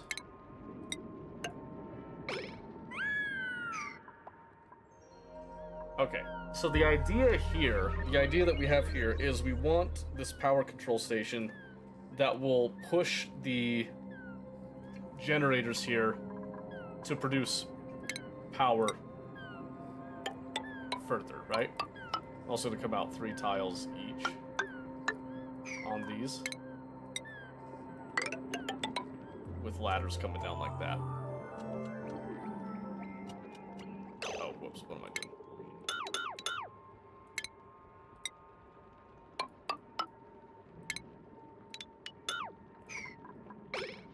I was gonna say, that looked a little skiwampus to me. Now, here's the biggest thing, is that these will output some carbon dioxide. So I'm gonna do like this. These will all feed into a central point, kind of like that. And then we want to have these with their own feeds as well. So we need gas bridges for all this. And we don't want any of these to be locked up and dependent on other things here. So what I need to do is that. We're going to route all of that as such. And then we're going to have...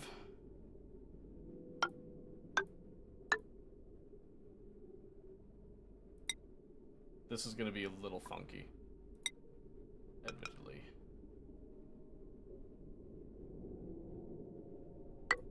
Actually, we can just do this. I can cancel that one. And then we can do...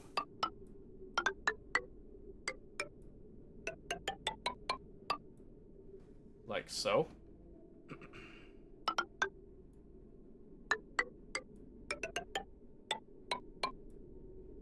Like so.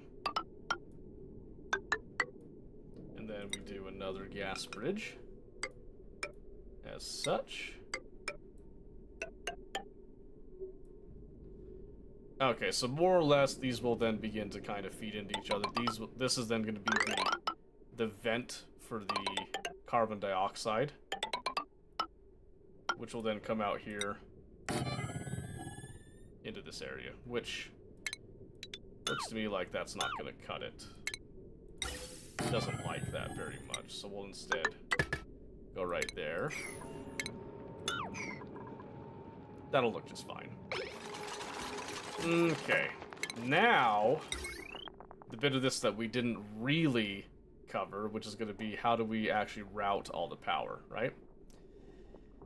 And this one should be pretty simple. We've got a lot going on here right now, but we'll just go with basic raw ores here that will come up to this top bit. As such. And then a heavy watt plate will instead come up here and carry its power along. Blueprint. Rubber gasket, don't need it. Dirt, suit wearing, Masterworks art booster. I'll just take the dirt. We'll take the 3 dirt right now.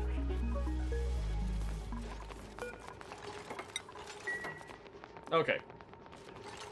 So, like I said, this is going to be the beginnings of our true power plant going down right here.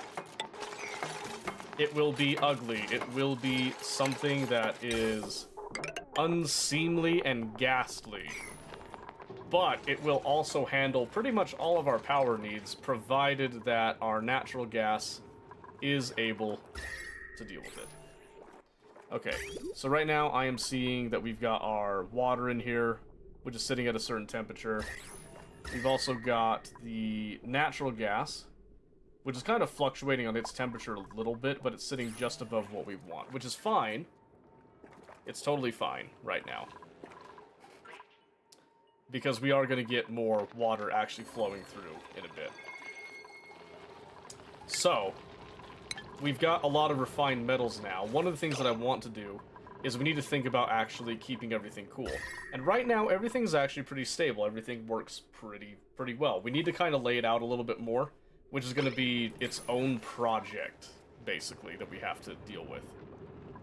But essentially what we'll do is we're going to kind of figure out more finalized areas, and then we're going to come around and we're going to set some small liquid circuits, basically, that will turn on and off based on which ones actually need to be cooled.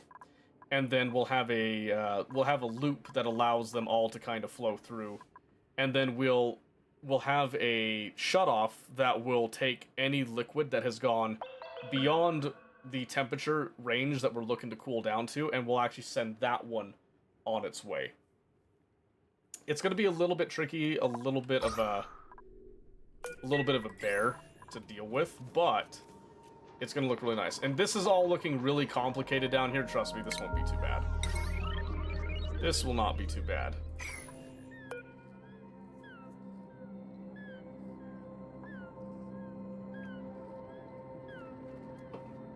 Especially, we're going to have like a really good power grid once we tune all this stuff as well.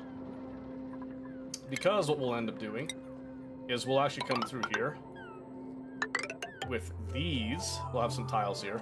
And we're going to actually hook up these to a battery bank up here. And then some transformers that will then start to distribute power around. As long as this is the correct room size, which... It says 2100 tiles because this is not done over here just yet.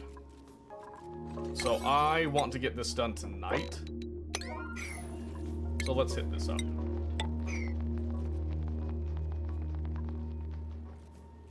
If we wanted to save tiles a little bit, we would make sure that we only hit the tiles that actually will interact with the liquid dropping down. Personally, I like having all the tiles look like mesh for the most part, save for a couple of exceptions. That's just me, though. So we're gonna increase the priority to get this all set up the way that I see it happening, and then this will also require us to have our automation set as well. And what we'll do is we're going to have 3 sets of automation. So we're gonna have 3 smart batteries for each tier. Did I do lead again? Am I just stupid? I did. Alright, that's fine. So let's come over here once again. Oh, I did copper. Yeah, I'd rather do copper for this application. So what I want to do, you,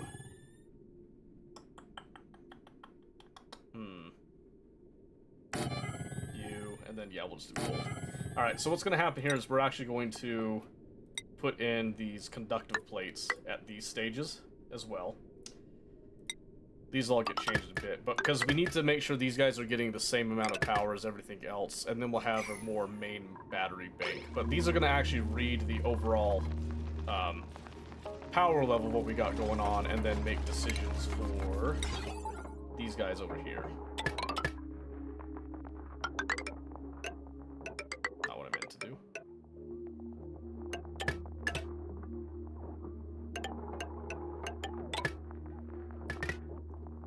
Yeah, so I'm just going to have these guys kind of wrap around the doors a bit there. There we go. Alright. Alright, so once I have all that going on, I will then explain the mentality behind the system, basically. One of the things that's going to be a drawback of this at this time is that this will not be thermally contained, unfortunately, and that's probably okay, is what we're just going to kind of say for now. We're then going to come over here, and I'm just going to make one big tile wall, because we're turning this area itself into essentially its own tank as well. So then we'll have a door right here. So we're going to deconstruct that. So the door will be up here with a ladder coming down here for maintenance, all that. We'll kind of clean out all these other ladders eventually, but piece by piece, step by step. So what I wanted to do is we're going to have different banks of generators, essentially. And they will operate under different conditions, I guess. So we're going to have 3 stages of power for the main power here. And what I want to do is we'll have this one be kind of the standard. These will turn on at 95. Or they'll turn off at the 95, I should say. these ones, I'm gonna have these ones go at the 85. Well, actually, we're gonna do 75. And then these bottom two will do 55. And then we'll have them all sit at that same 5 threshold. So they'll turn on at the same time, but they'll have different levels that they stop. I forgot to hit enter on these. Because what this ensures happens is that we have one that will basically max charge everything to a certain point, and these will turn off at different stages in order to try to reduce the amount of heat that comes out too deeply.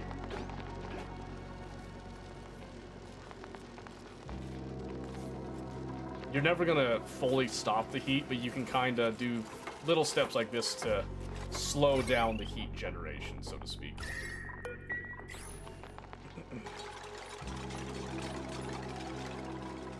Yep, so then this is going to be our first early power plant that will actually work towards keeping everything extremely sustainable.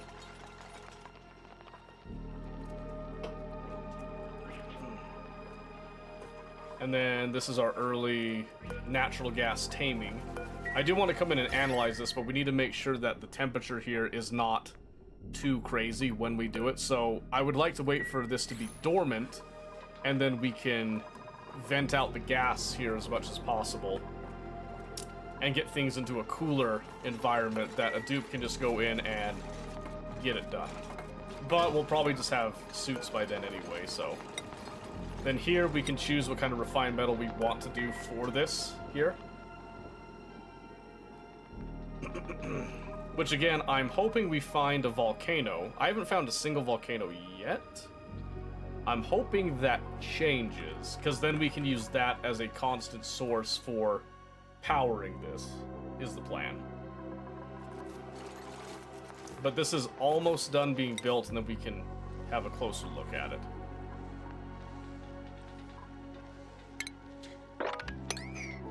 Yeah, we may not have to worry about these guys much longer, so that'll be okay.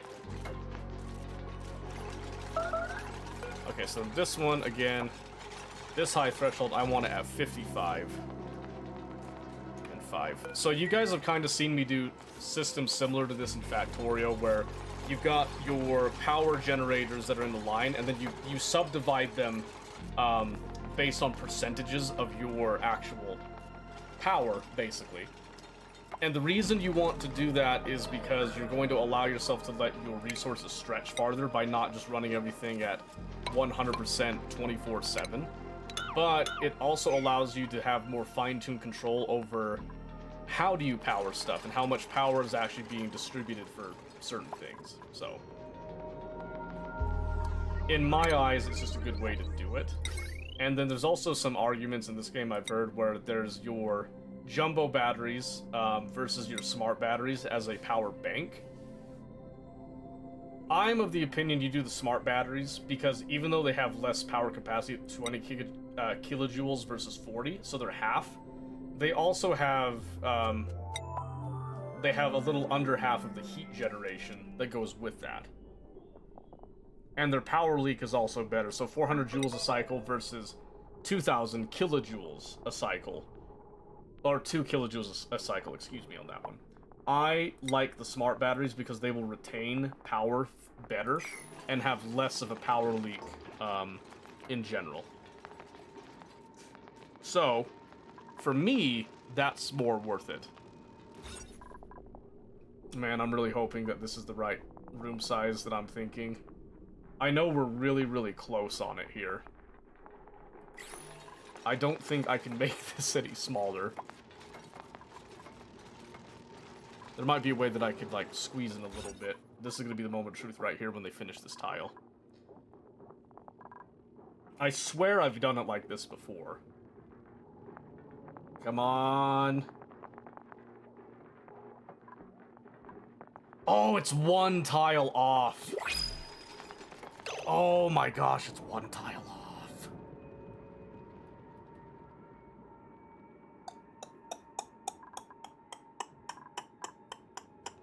I see. Okay, hold on.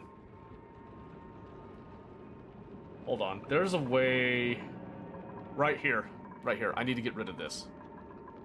So we deconstruct this one, and subsequently we will deconstruct the power tiles associated with it here. Because we're going to put in a block right there. That will put us down into the,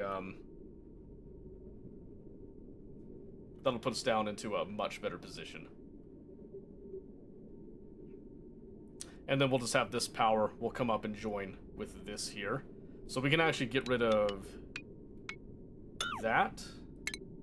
And then instead have the heavy watt wire snake up here a bit. And that should be fine. Yep, and then right here in that corner is where we'll put an extra tile. We should be fine.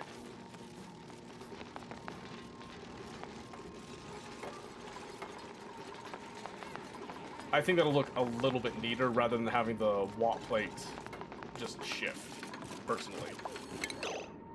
So then we'll just do 2 tiles right there. That should be okay. That's how I'm going to do it. I do like your idea, Maldor, but I'm gonna do this one and have this just come up through here because I think that'll end up being just fine. Then we'll just do that. I'm just laughing I was 1 tile off. Perfect, there we go. I knew I had done something similar to this, so... Yeah, this is what I used to do for my, my early game power plants, was a configuration like this, because I like the way this works. Because I have 3 tiers of control, I can set 3 levels of power for it, so... World, not mine. That's fair. That's fair. Thank you, I appreciate that.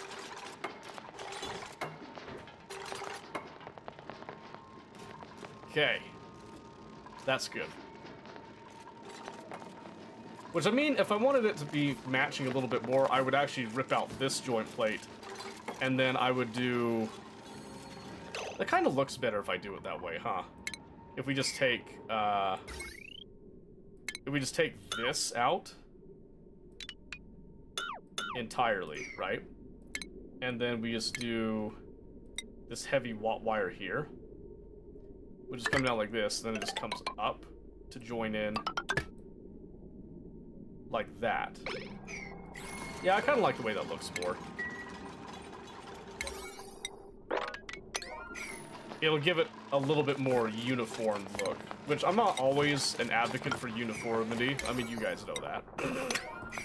There are quite often times I shun uniformity. But in this case, I think we do it this way, and then it will just kinda, it'll just match up. It'll look a little bit prettier in this case.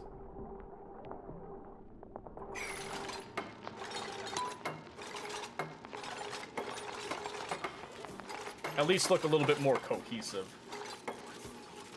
And then just double checking. Perfect. Marvelous. Maximizes the tile size as much as possible, I think, too. 17 buildings. What does it count as buildings in there? Okay. And then, like I said, I personally use smart batteries for a power bank over here. In this area.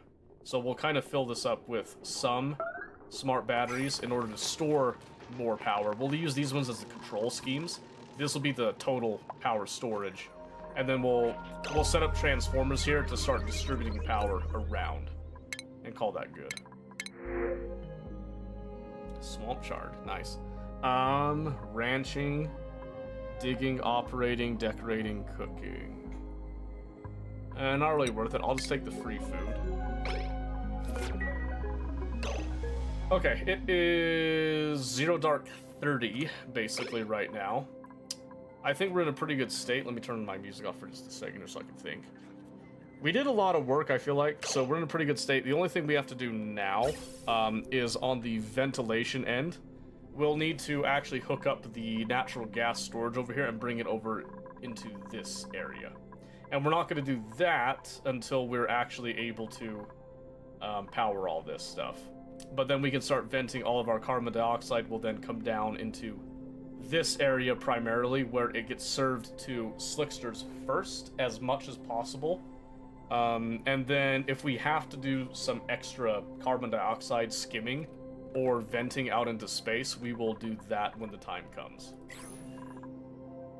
But I think this is a really good place to be, especially because now this is ready to go. No gas output. What do you mean no gas output?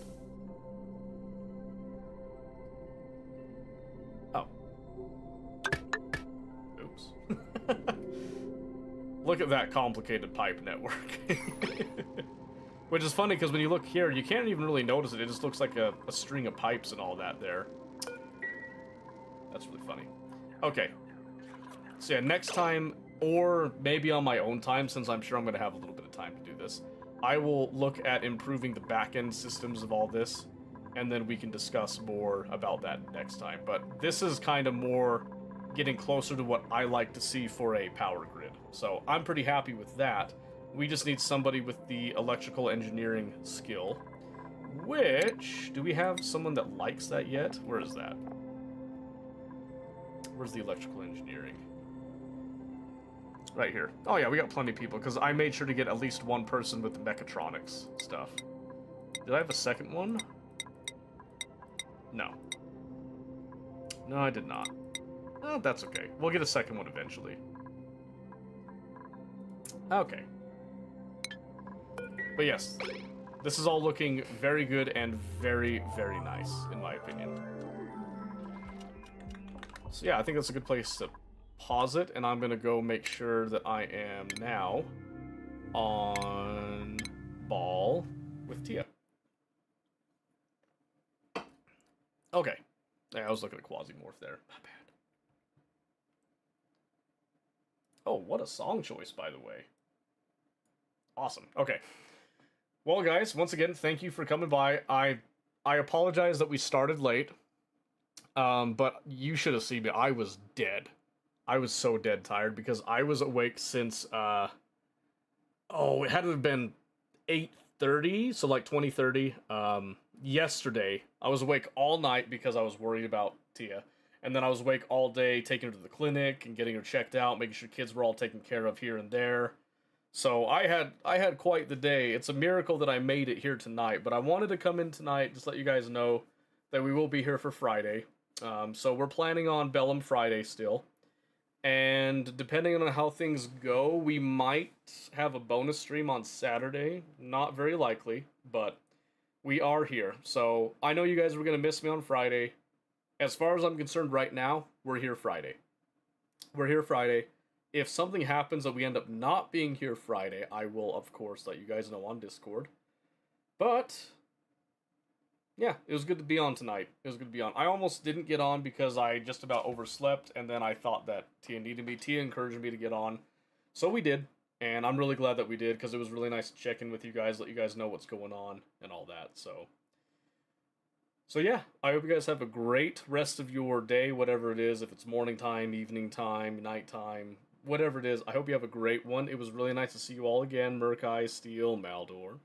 And I will catch you all on Friday at the latest. So, like I said, if something happens, I can't be here Friday, is what it is. Most likely we'll be here, though. Most likely we'll be here. I think that's all we got. Alright, have a good night. Kill stream.